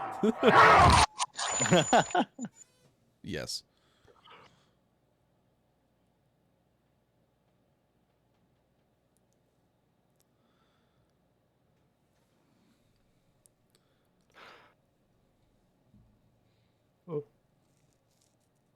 Ridiculous. Blackburn. Creed. Sorry. Terribly sorry. I'm doing paracord, so sorry. Mm-hmm. I'm a stab. All right, roll the stab. It's a 13. That is a miss. All right. That's an 11. That is also a miss. Well, that was a good round. Good round, guys. I'll see you in the next 20 minutes. He tries to pull himself together constitution wise and fucks it up. He is still not having a good time, so he's gonna have his actions halved. So he tries to swing at Creed at disadvantage. 19, which is a no. A dirty 20, which is a no. Yeah, no. He fucked it all up. Just can't hit Creed. He's not having a good time. He's wounded. He's not feeling good. The arm crawls ever closer to Nez. The arm will try to attack Nez with a nat 20. Okay. God damn. The arm Gee. said, "Come here, motherfucker." Yeah, the arm's committed. It said, "My face when I get you," is just what the arm said.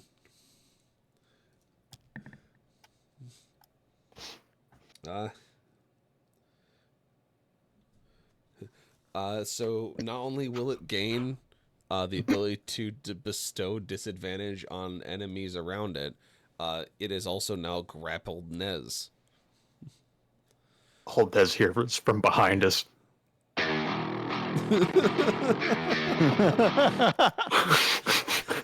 It's just this arm jumps at him. This massive fucking arm that is a medium class creature. Just fucking yeets itself at him and grabs him. And so yeah, you are technically now restrained, Mr. Nez. Yeah. So I knew this arm was a bad idea. So that's what the arm does. Stranger danger. Stranger danger. Stranger danger. So yeah, now it's y'all's turn. Nez, at the start of your turn, you'll be taking some squeeze damage. You take 15 squeezy damage. Oh my. Oh yes. And yeah, now it's you guys. Oh, what are you gonna do? You're on. It's the big finish time. What? He's wounded and covered in vomit. You're wounded and covered in vomit. Someone's got to Only one finish of us the fight is. here. Oh, that's, Creed's covered in vomit. Elkros is covered in shit, and Nez has an arm wrapped around his body. So you know, it's a thing. Things are happening. I'm going to use my movement to run up beside Creed, and then I would like to use my feature. Which one was it? Shit. One of them lets me give him advantage on his next attack if I use my help action. Fell-handed. That's it. Yes, I'm going to use the help action to aid his melee attack to give him advantage on the attack roll. And the help action is a free action technically? Yes. Cool, so I still get to attack. And then I'm going to attack it with my, well, I guess I attack it with my mace twice, and then I do the help action. All right, do your thing. 19 to hit. That's a hit. 4, so 12, and then plus 3 from raid, 15 damage for the first one. Alrighty. And the second one doesn't hit. That was a freaking 13.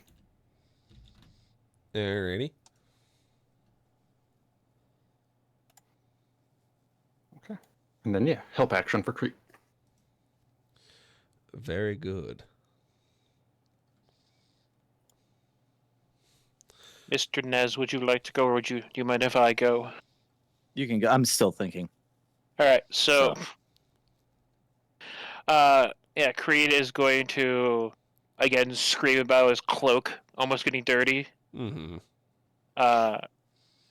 I'm going to cast again Thunderous Smite. Mm-hmm. Because this thing has to fucking die. So there's that. Then that's a 17 to hit. That is a hit. 8, and then let me double check. That should be in fact still 2 6s. That's going to be another 8, total 16 damage for that strike. Very good. And then we're going to go ahead and swing again. Yeah, it's a nat 1. Oof. Big oof. So That is a bad time. Oof. I'm glad I put the spell on the first strike, though. Otherwise, that could be really, really bad.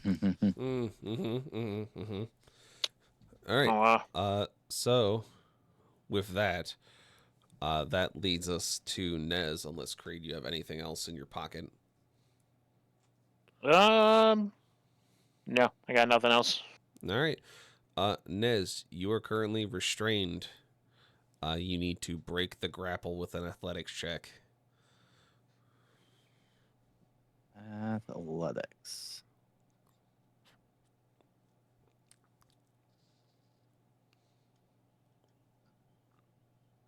Oh, that was really close to that one. I got 11.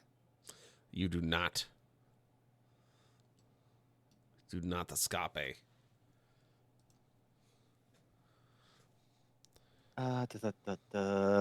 And for my bonus, because it's Lucifer doing something. Mm-hmm.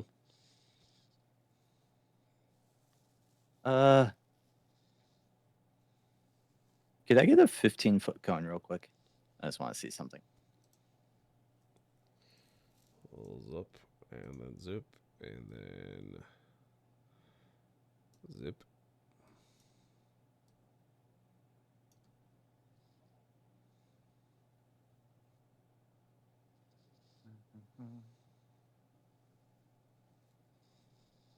Oh, I have the wrong. That's why I can't. It's like, why can't I turn it? Because you're clicking the wrong thing, you dingus.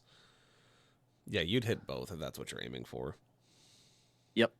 I just wanted to make sure I also wasn't going to hit Creed while I was doing it. I just wanted to double check. So then that's a dex save of 15. Alrighty. The hand fails it. And the troll fails it. Roll me damage, please. 12. 12 damage. With that, you roast the amalgam. The fire catches the rest of its bile and such that it has procured upon the floor as it returns to the source inside the amalgam and begins to burn from the inside out as it begins to panic, trying to pat out the flames as you can see them lick at its eyes and its mouth as they grow and regenerate and shift, trying to keep up with the damage that is being dealt to the mass of a monster that it is, until the flames disappear from the outside and you can hear a rumbling on the inside. The arm lets go as it's dealt with all this fire. It starts to crawl away, trying to snuff out the flames that have covered it, the napalm reaching deep within its own structures. And you all feel an urge to duck into the hole as you see the skin of the amalgam start to swell. Boils beginning to form on its body as the fire begins to build up inside of it.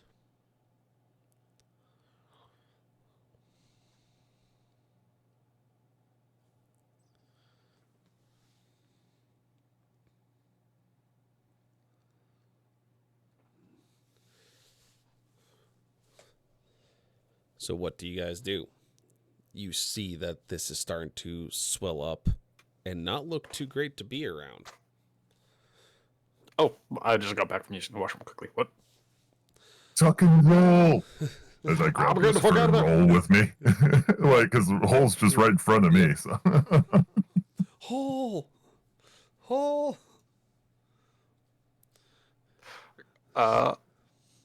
Yep. I guess I'm gonna dash through and probably grab Creed on the way and jump into the hole.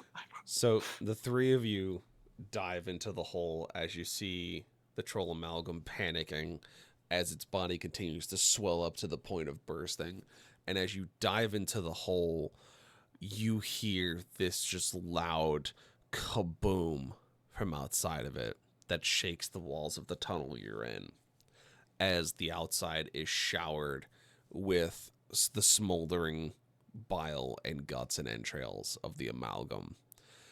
Just the only thing left is its two legs standing where it was.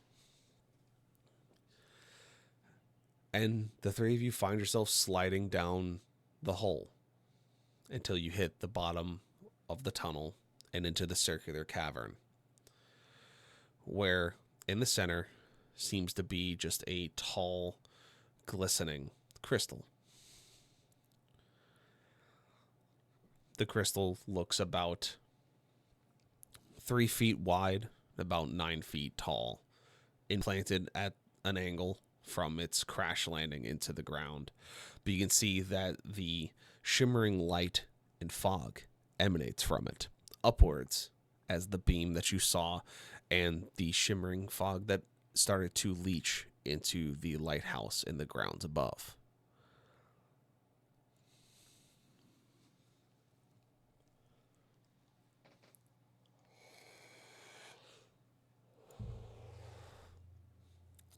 What do you do?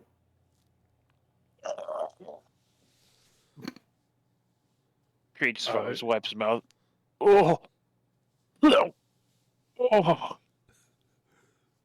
Oh, smells foul.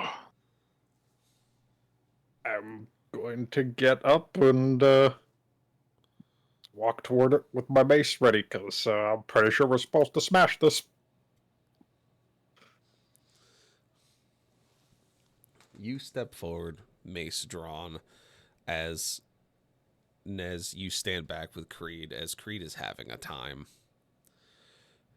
And Okris, as you step forward, mace drawn at the ready, as you believe this to be the source, and that you believe removing this would fix the problem you've been having with this world and everything in it, with this specific city, all the monsters and everything else in between. And you look at it, and as you step closer, you feel a voice whisper into your mind, "Be not afraid." As you see a shape of a tall, thin humanoid with 8 wings out of their back, eyes following the trim of their wings, a motionless mask covering their face. Their legs seem to be that of a single point, that of a tail reminiscent of a mermaid. Their hands and arms seem lanky, their fingers much longer than normal proportions. And it just looks at you, holding out its hand to you. Be not afraid.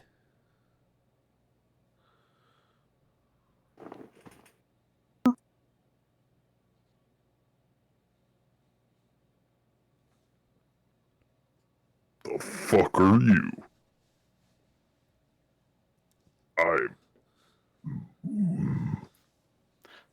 I'm about to roll a fucking attack. I don't give a shit. Roll the hit. You're just like, nah. I'm seeing this, just looking like, oh, what the fuck is that? 21 to hit. You hit it. You just put all of your might into the swing as you're just like, nah, not dealing with you. As you slam this mace into the crystal, as you hear clinking and clattering, as you see breaks start to form up it and through it, you see the mask begin to mimic the same breaks as it falls away, showing behind just a void that exists behind the mask. The void spills out nightmares and terrors, and as the crystal breaks, the creature dissipates into the very fog that was created.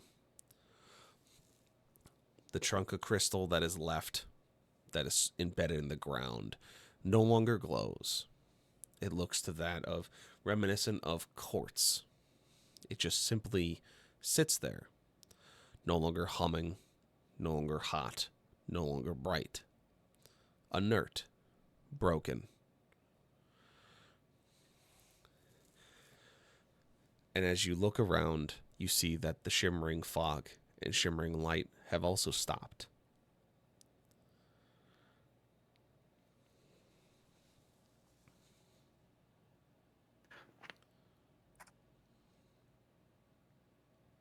Well, I think mission done, guys.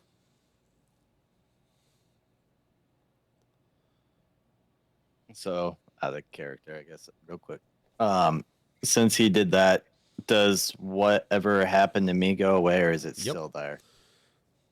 You see it. You actually see the vines that have started to grow further into your skin and start to become cumbersome, start to recede and just get rejected by your body wholesale.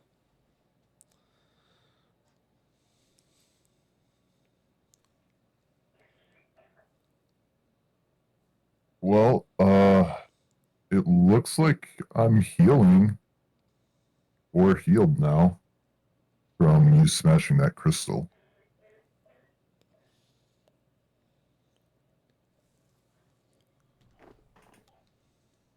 Then this bodes well. Only one way to find out if it actually worked.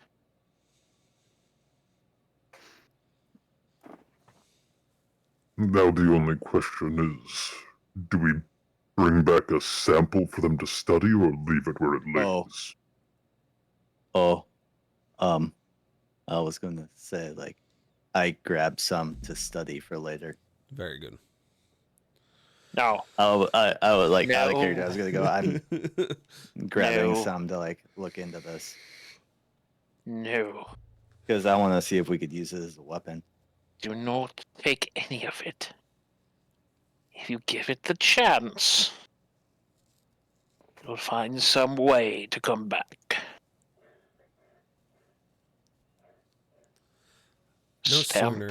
No sooner does Creed say that, do you begin to hear creaking above you. As it seems that I think that's our cue to leave. the light and the fog seem to be supporting the weight of the lighthouse.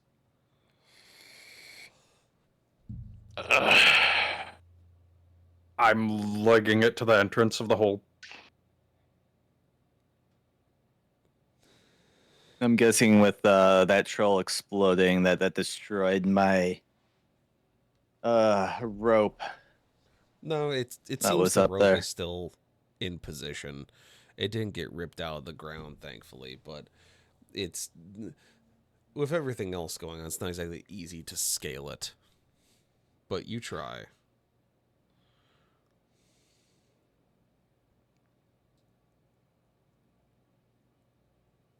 Am I still raging, technically? Yes. That means I get advantage on athletics, right? Yes. Cool. Can I do athletics to try to get up there fast so that I can use the rope to pull them up? Roll me athletics. Cool.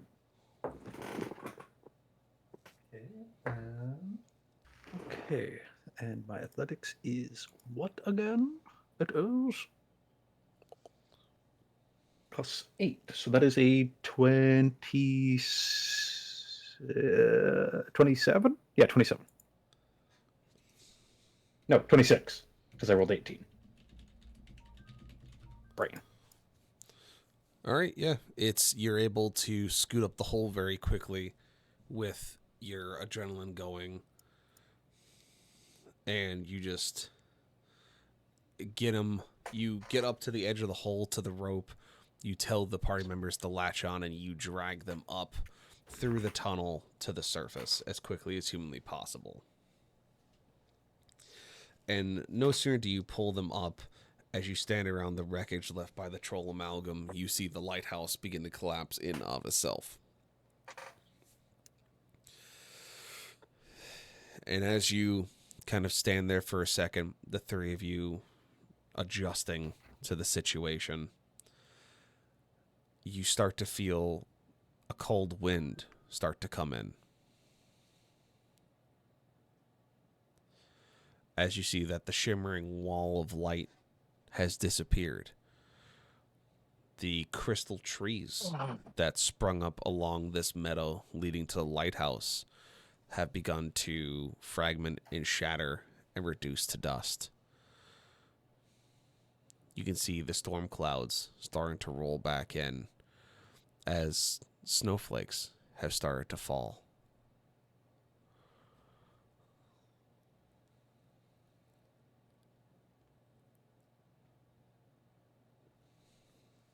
Seems our mission is indeed complete.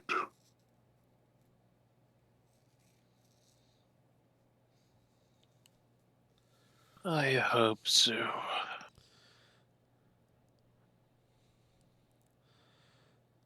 In the distance, you hear the roar of engines and the galloping of hoofs.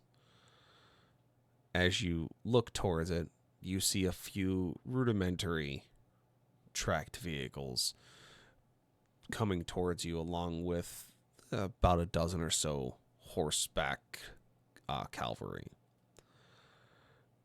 As they get closer to you, you see that it is people from New Haven, from the Resistance. They see you in the distance and drive faster, as one of them, who seems to be the leader of the cavalry, jumps down and goes, I imagine you did what you were doing. How long have you been standing there?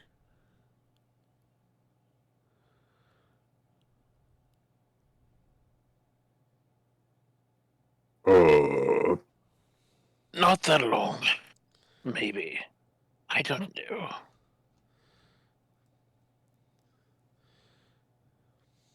All right, it's the issue is you guys have been gone for a minute. You guys have been gone for about 4 months since you went in. What? I thought time moved faster on the inside, not slower. It seemed that something changed. Something must have accelerated the process. Some kind of catalyst. We're not sure, but you got sent in, and we sent some teams in behind you to try and deal with it. But you're here now, and the wall is down, which is good.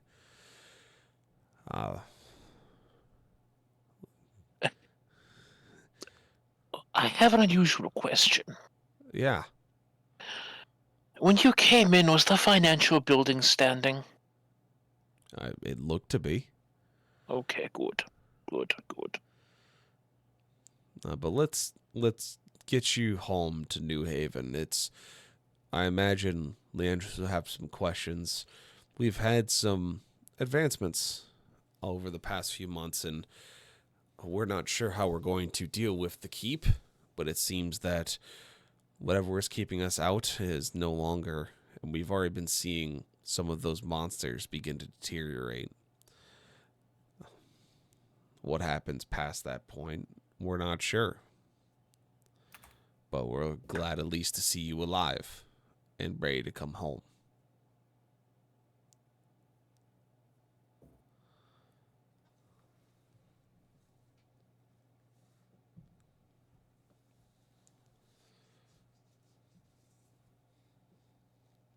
Greed is just gonna like tilt his head back and let the fucking snow hit him and just be like, just get me somewhere where I can wash up. Agreed. With that, Agreed. you guys hitch a ride and start making way back to New Haven.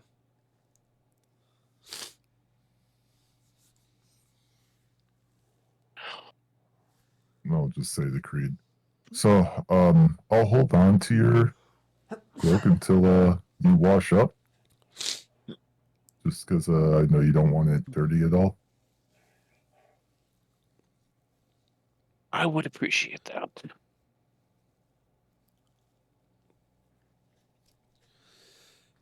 And with that, you hop on horseback and vehicle, and you're brought back to New Haven as you see the snow has begun to re-fall back on Glacier Keep.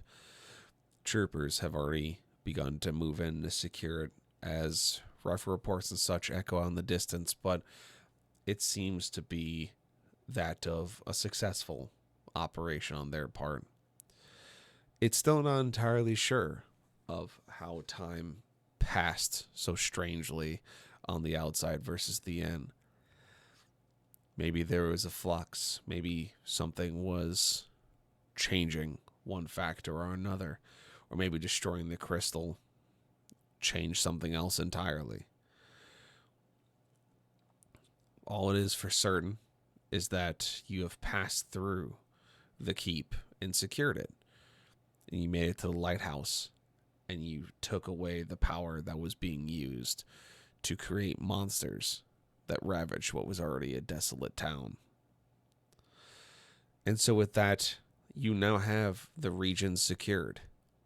Your next step is to start going forward, to begin securing your approach to take back the Godfall.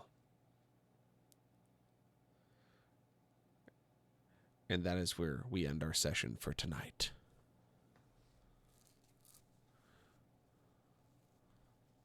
All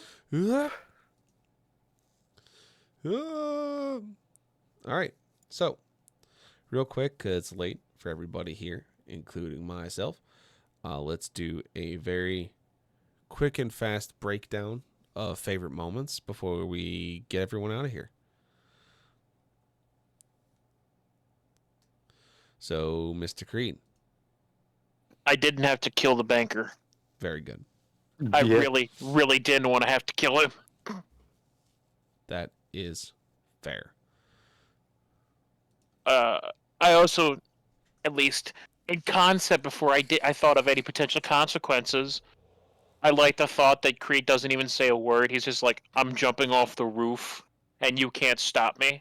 Goodbye. Like, I was like, because I didn't honestly didn't think it was going to be that big. I was like, it's going to come out of the ground. It's going to be like lying there in pain. I'm going to jump off the roof, stab down into it with some extra force. It's going to be great. You're fighting for your life. Yeah, instead I'm like, oh, I'll just jump off the roof. You're like, all right, we're going to come back to that. Hang on. Yeah, you look out the window, you see its legs, and was like, oh. It was at this moment that he knew. He fucked up. Exactly. Yeah, 100%. Oh yeah, like I'm gonna go over, like, at most I'll get it like in the upper chest, like around the neck. It'll be great. You hit it, you hit it like mid torso, and it's like, I might have made a mistake. Oh no. SpaghettiOs. Yeah. All right, Mr. Rexus. Not having to kill Clem was definitely a highlight. Freaking, I got a kitchenette. It was pretty great. Probably just the freaking just Creed going full fucking psycho over his cloak. I mean, it all makes sense. He doesn't have many things, all right? Like, the man one thing you take care of. Like, somebody touches the cloak and Krieg really do be like, abandon reason, no only war. Yes. It's more of the really close up of fucking Donatello. Cowabunga it is. yeah.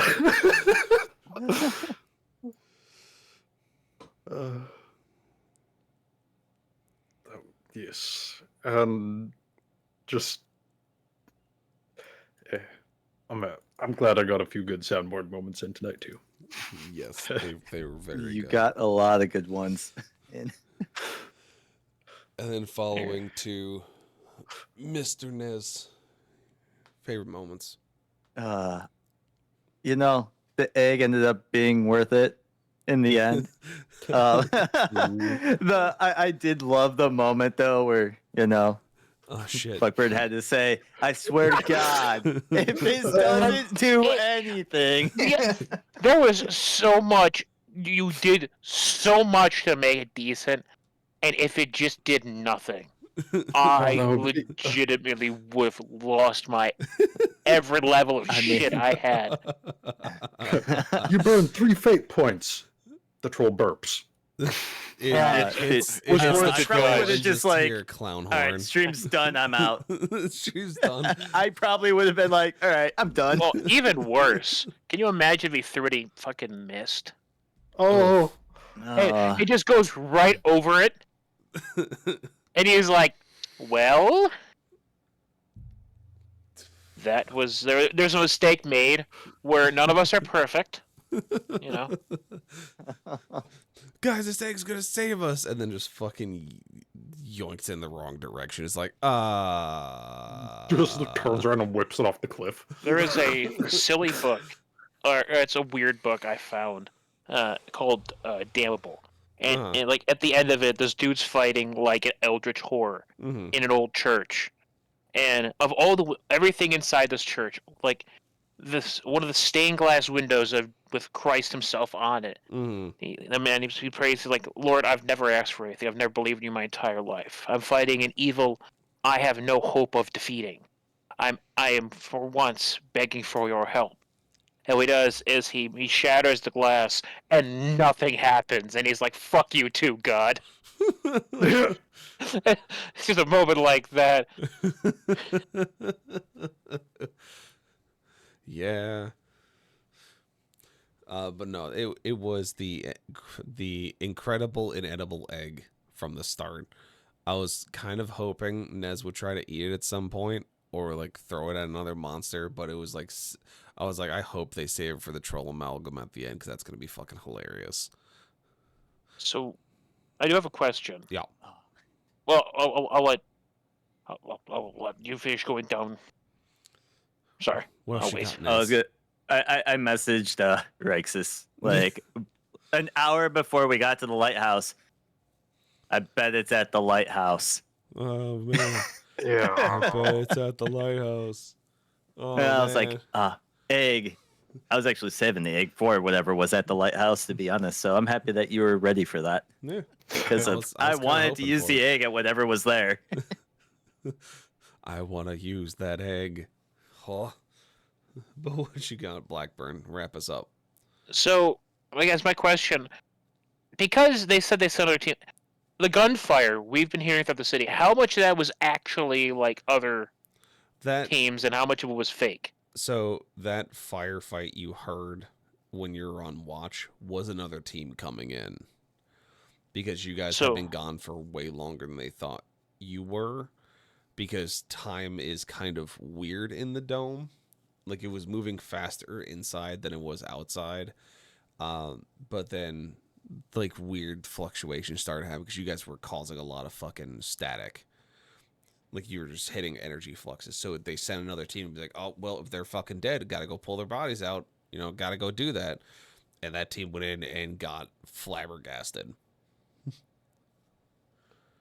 So most of the other firefights we heard were not real. They were from like survivors. People Oh. who were still like left from like teams that had gone in and had gone like absolutely feral. Oh. Oh. Well, now I feel like a piece of shit.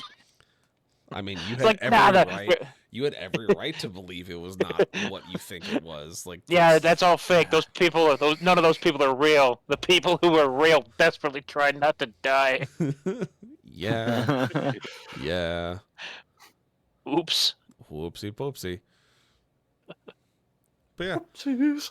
yeah. So that was a good session. I know we went long, but it's because you guys were just like trying to fucking get there, and I was like, yeah, we're gonna have fun. But you guys turning the script on the financial wizard was pretty fucking funny. It's financial wizard time. Money. Yeah. I legitimately, I was thinking the whole time, like, don't point out this is your gold. I'm literally paying you with. Please don't point this out. I was so worried the moment he took those 2 gold and was like, I would like to invest that. He was going to squint and be like, that's my money, bitch. Wait, I noticed this print on it. Well, I mean, if you think, I guess if you think about the grand scheme, like, the money all goes back to him anyways. Yeah. So, Which is why, when you were nice, he gave you things, because you're going to get him more gold by making sure the city doesn't fucking get exploded. You know? It's things in life. Nez was just like, here's your bag. Just he looked at you as like, give me back the bag. Put it on. Put the sack back on the desk, Nez. Meh. Wizard time. Yeah. So I'm not sure if you guys noticed Easter egg. The spell he casted in the lobby, I just said rubber bones backwards. Repair. Rubber bones. Fair. Thank you, Zatara Zatanna. Yep. Yeah. Zatanna Zatara. Dial on. Anyway, that's all I got. I'm gonna rate out the people we got to Phantom because he's playing the Phasmophobia. And as always, thank you all for being here. If you just stopped in and lurked for a bit, we appreciate you coming in and being a part of this content we're making. I know I haven't been streaming often. Life is fucking weird, and so am I. So I'm just glad to be able to do the D&D stuff when able. You know, and it's always good. Drop a follow. Go check out Rexus. Go check out Stealth Rage. Go check out the rest of our players that are in the suggested channel section. And just kind of just come hang out more. You know, I'm hoping to get some more gaming done with some more people. We've been picking up Warframe again. We've been doing Dark Tide's been getting updates. We'll do some more of that. Maybe we'll move into Helldivers at some point. But, you know, it's all a big fucking question mark. I still have the Halo campaign to finish. So, you know, we'll get there when we and get once there. Halo 3 hits. Ah, yes. You It's can play gonna... the second worst Halo game. Listen, we're going to be playing ODST as well. Okay, see, there you go. So you can. Hell yeah. I'm down doing, for some We're ODST. doing the timeline. All right? We're doing the timeline. Deal with it. Anyway. Fair warning, Flood Fight is wild if you haven't done it yet. Oh, fuck. So you started with Reach? No, fuck Reach. Flood? Shut up. I'm doing my outro. Yeah. All right. Goodbye, everybody. We'll see you later. Tell these nerds to stop giving me shit. We'll see you next Friday. Bye-bye. Bye. I can't argue anymore that fucking Reach did suck, though. Like, people, there's a So lot of bad. The book was great. yeah. The Well, execution on the